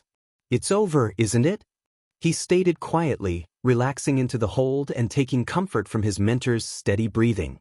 "I'm afraid so, my boy. One for all has left me for good." All Might nodded. Katsuki closed his eyes. If he'd been faster, if he'd only gotten to Deku sooner then. "Ow," he hissed as his mentor gave him a little whack on the head before resettling his arm on Katsuki's shoulder. "Stop it with those negative thoughts, you idiot prince," All Might said with a weak grin. "I'm not dead, young Bakugou. I am simply laying down a mantle, an identity, that had outlived its usefulness. But one for all lives in you now, and I, for one, can't wait to see how you add to its legacy. You're going to shine, my boy." Sheet, how the hell was Katsuki supposed to live up to that? It would take his whole DMN life to be even half the hero All Might was. He aggressively wiped at his stupidly wet eyes and grinned back at his teacher. He'd never reach that lofty goal if he didn't start running now. "Just you watch, old man," he promised, poking All Might no Yasen in the I'm going to be such a great and beloved hero that I'm gonna leave All Might in the effing dust. Of that, my boy, I have no doubt, Yagi-san said with a big sappy grin on his face. Kaken. Deku's squeaky voice came from the other side of the curtain in the patient area. He pulled it back to give Katsuki a half-hearted glare. You can't talk to All Might that way. Young Midoriya. Yagi-san yelped, flailing his arms in a panic. How long have you been there? About what you heard, that's Dash. Deku's been here since class let out, after I hauled his drooling, drugged up but around goddamn all day. Guess you're losing your touch already, Katsuki smirked, glad to get one over on his mentor. And don't worry about the rest, Deku knows. He knows? Yagi-san asked, wide-eyed. I know, Deku sighed back, laying back down on his own cot. And I said I was sorry about drooling on you. He looked both better and worse than he normally did. A little more lively with the pressors getting out of his system and only one cuff on, but also depressed and mopey. Katsuki knows he remembered everything that happened at USJ, actions and words that had seemed like good ideas at the time now haunting him. And while he stressed that Yagi's power had been fading anyway, he knew Deku still felt responsible for ending All Might. Kaken told me earlier today. Honestly, I should have picked up something sooner. He would have been bragging to the whole class about training with All Might unless it was some sort of secret. Like I would tell those extras that I was associated with someone who thinks yellow pinstripe suits are fashionable. Katsuki shot back, glancing over at Yagi-san. He probably should have run this by his teacher before telling the secret, but it was Deku. Of course he was going to tell Deku about the most significant change in his life. Because Sensei's words were true, they were stronger together and you didn't get any stronger than the two of them. I see, was all Yagi-san said, looking contemplatively as Deku before smiling. I suppose I should have seen this coming. As long as you know to keep this secret between us, for young Bakugou's safety more than anything, I would welcome such a great asset to our team. Of course, Deku grinned, I'll do anything to help Kaken. Katsuki rolled his eyes but a small smile tugged at his face. All Might may be gone and the villains were getting more bold, but at least he could always count on Deku to be in his corner. Between the two of them, there was nothing they couldn't do. I suppose since you're both here, Yagi-san began slowly, ominously. There's something you boys ought to know. They said the Numu creature young Midoriya defeated at USJ had multiple quirks. That's probably why it gave you such trouble. There's only one man out there that I know of who could give and take quirks. I thought he was gone, but in light of recent events, I need to make sure you're prepared. Katsuki and Death exchanged nervous glances.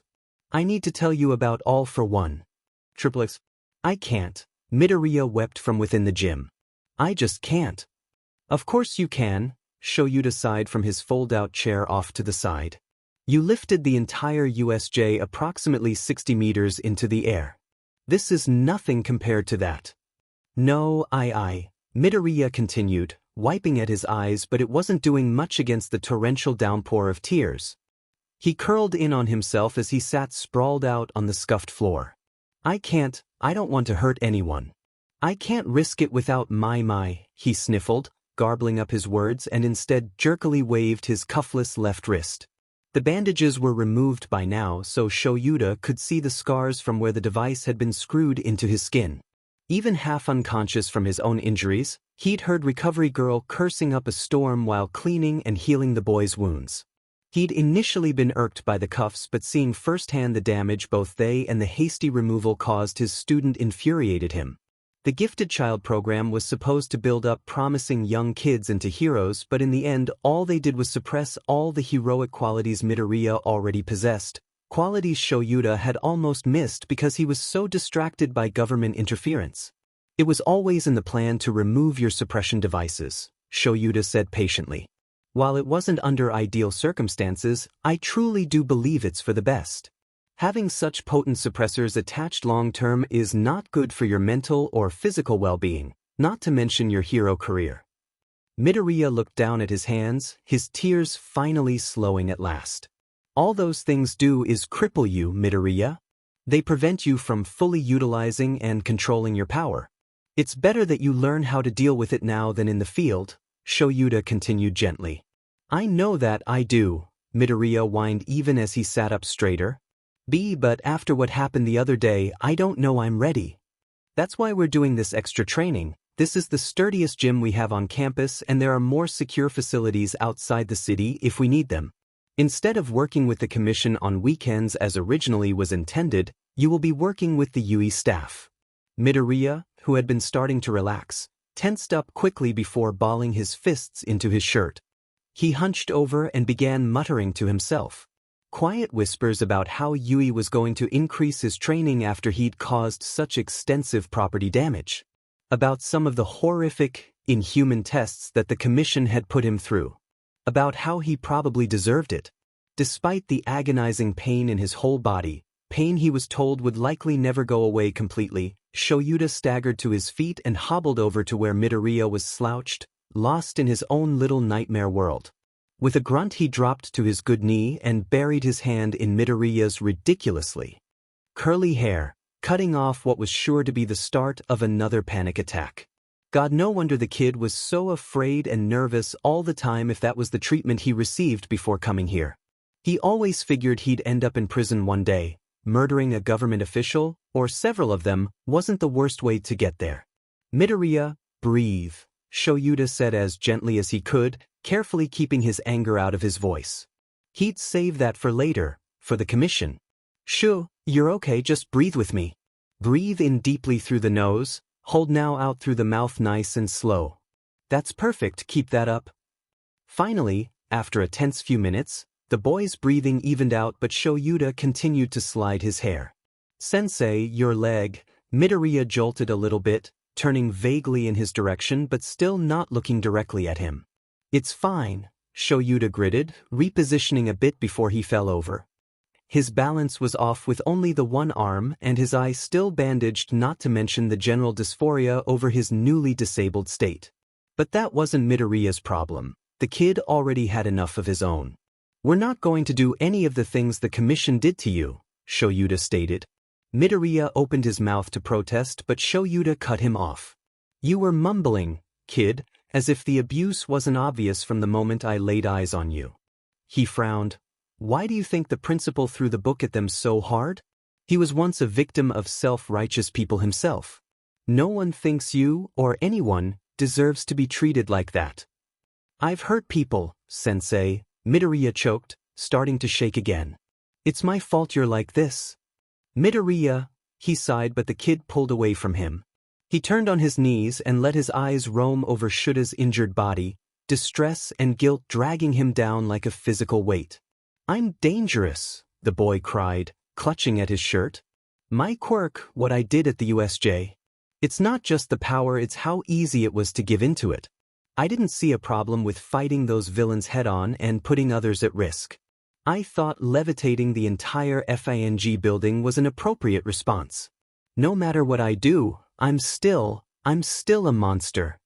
You're not a monster, Midoriya, Shoyuta said simply, meeting the boy's gaze head-on and holding it. You're a teenager, and having dealt with both, I can tell the difference. Do you know why I accepted you as a student, instead of expelling you out of hand?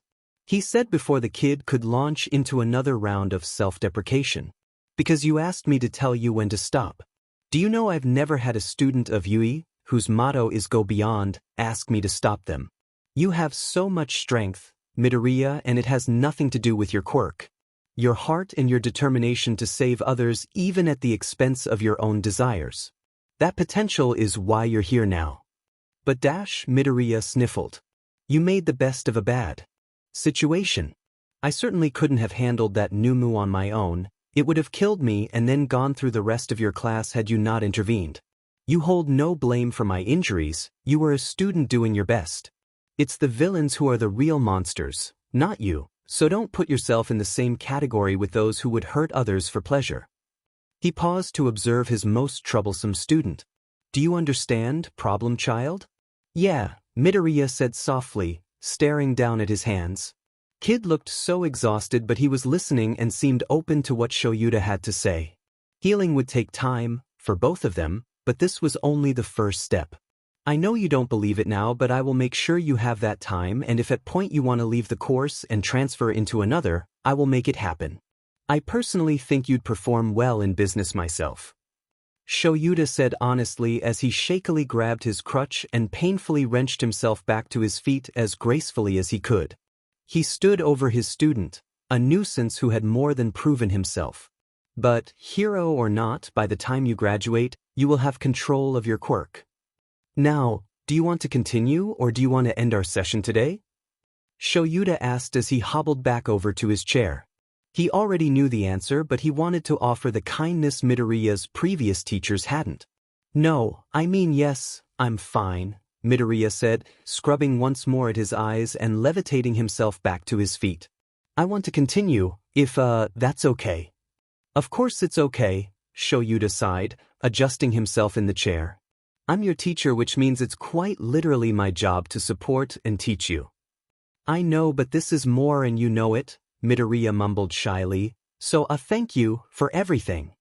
I'm not using my quirk, which means you should be able to use yours, Shoyuta said with a raised eyebrow as Midoriya fumbled and went back to his exercises.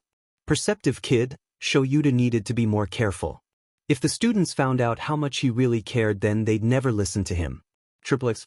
You've got less than a month until the sports festival, Aizawa-sensei said from his stool off to the side. You better make this time count. His teacher was still so injured from the USJ, he probably shouldn't even be moving in this state. His bad leg was stretched out in front of him, his amputated arm hanging limply at his side and his face still wrapped almost entirely in bandages. Even Recovery Girl was unsure if he'd ever see out of his left eye again. But he was still here and still kind despite everything. Izuku's heart soared with pride, beating out his guilt for just a moment. This was a true hero before him, not as powerful as All Might but every bit as strong. Sensei, I do not understand, Ida announced, raising his hand high in the air. What are we to be doing with our time? You're to use this allotted time to strengthen your quirk and your resolve, Yaisen said, flexing his long, scrawny arms from his fitted suit. I may only be All Might's secretary, filling in for him while he works overseas, but I know a thing or two about Plus Ultra. But Yaoyorozu began with questioning expression before Sensei cut her off, his one visible eye glowing red beneath the bandages. Enough chatting, get to it, he stated before once more falling silent. They all looked at each other. Guess it was up to them to figure out their own training regimen. Deku, Izuku turned at Kaken's voice. Me sparring. Let's go. His friend hunched over himself, palms sparking furiously with one for all added to it. Yaisen watched Kaken with a loving little smile on his face. Upon reflection, it was so obvious Kaken's quirk had been significantly boosted since middle school, but to think All Might had found him worthy. As the one who ended All Might, it was his job now to support his chosen successor. He didn't miss how the rest of the class took several steps away from them, some scattering outright. Izuku didn't blame them at all, but the action still stung. He was going to be a hero, he should be making others feel safe, not afraid. Actually, Kaken, I wanted to work on my own a bit, but I promise I'll work with you later, Izuku shrugged. Oh, that means Kaken is free. Uraraka cheered, bounding over. You beat me in the last spar, but I promised that I was gonna kick your butt, so I need to keep at it. Don't call me that. Kaken pouted but allowed himself to be pulled by Uraraka. But everyone calls Deku by your nickname, so it's only fair we call you by his, she said with a smile. Her eyes darted shyly over to him. What are you working on, Deku? He began, suddenly nervous by the sudden silence, by everyone's attention. I wanted to work on my fine control. Don't really have a problem with the bigger things, someone snorted from the crowd, but I'd like to get better at accuracy and moving objects I can't see. Yes, I was wondering about that. Yaoyorozu started enthusiastically before back down and biting her bottom lip. At the you were able to isolate and pull all of us back to the main entrance. I don't understand how you were able to find us. Oh. Izuku's eyes lit up, his fingers twitching in anticipation. It's actually an extension of my psychic ability. So because my quirk allows me to interact with my environment, it gives me a sense of feeling for everything around me. A mentor of mine gave me tips on how to use my quirk to find specific objects even if I can't see them. Every person and object has a certain energy to it, a relationship to the environment. I cannot quite sense it but use it to find and identify things. That was so cool, man. Kirishima cheered heartily. I don't think I've seen you talk so much all at once. Oh Izuku flushed. It's been a while since he's gotten lost in his thoughts like that. The cuffs kind of sapped him of energy, so he hadn't felt the urge in a while. He scratched absent-mindedly at the healing skin on his left wrist. He felt more like himself than he had in a long time.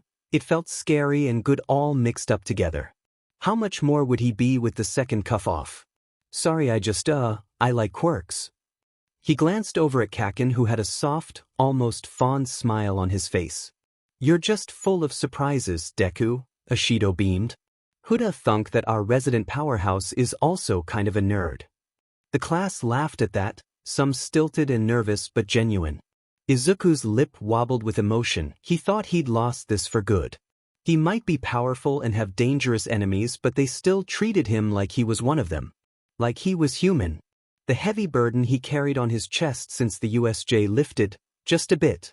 Quit your leaky eyes, Deku, and do that shit you said you were. After I beat round face into space, I'm coming after you next. Kaken huffed. And you better not hold back. I don't think the grounds could take both of you going all out, ribbit, so you commented. Agreed. Please exercise caution, both of you. Ida lectured, crossing his arms into an X. Everyone moved into their own formations after that, and Izuku sat himself cross-legged on the grass and closed his eyes. He spread his quirk out, feeling the environment around him like one rolls a coin through their fingers. He let his quirk trace over buildings and trees, cars and planes, people and animals. He opened himself up and felt everything. He felt the tired, pained energy of his homeroom teacher and warm flickering candlelight that was all might watching nearby, along with the chaotic and lively unique signatures of his classmates hard at work. A little farther and there were all 1,286 teachers, students, supplementary staff and guests at UI's main campus. Mom was there too, in their little apartment on campus, busily unpacking their things. Just beyond that was the ruins of the USJ, still undergoing investigation and repairs. He concentrated further and found Hawks, working as a hero in a neighboring city. Izuku knew his big brother had been working close by to check up on him, and the thought warmed him. Beyond that was the endless amount of people in Mizudafu proper, most of them blurring together due to number and distance. Someday, he'd be able to pinpoint all of them. He tilted his head back, eyes still closed, and let himself soak in all the life around him. His quirk was strong, yes, but it could make it better, make it safer, more controlled. But the only way to achieve those things was to look his power head-on and stop hiding from it, along with all the things he'd done. He'd lost himself against the sludge monster, against the Numu, against Takeda back in elementary school. He'd hurt people, physically and emotionally, scared them and buried himself in fear. But if he was really serious about being a hero, then he needed to let that go. They said the highest pursuit was godliness, but Izuku could say from experience that it was lonely at the top. With half of Japan held gently in his mind's hands, Izuku could say with confidence that being mortal was the bravest, most difficult thing one could aspire to be. It was less a fall from grace than things falling into place. This was where he was meant to be.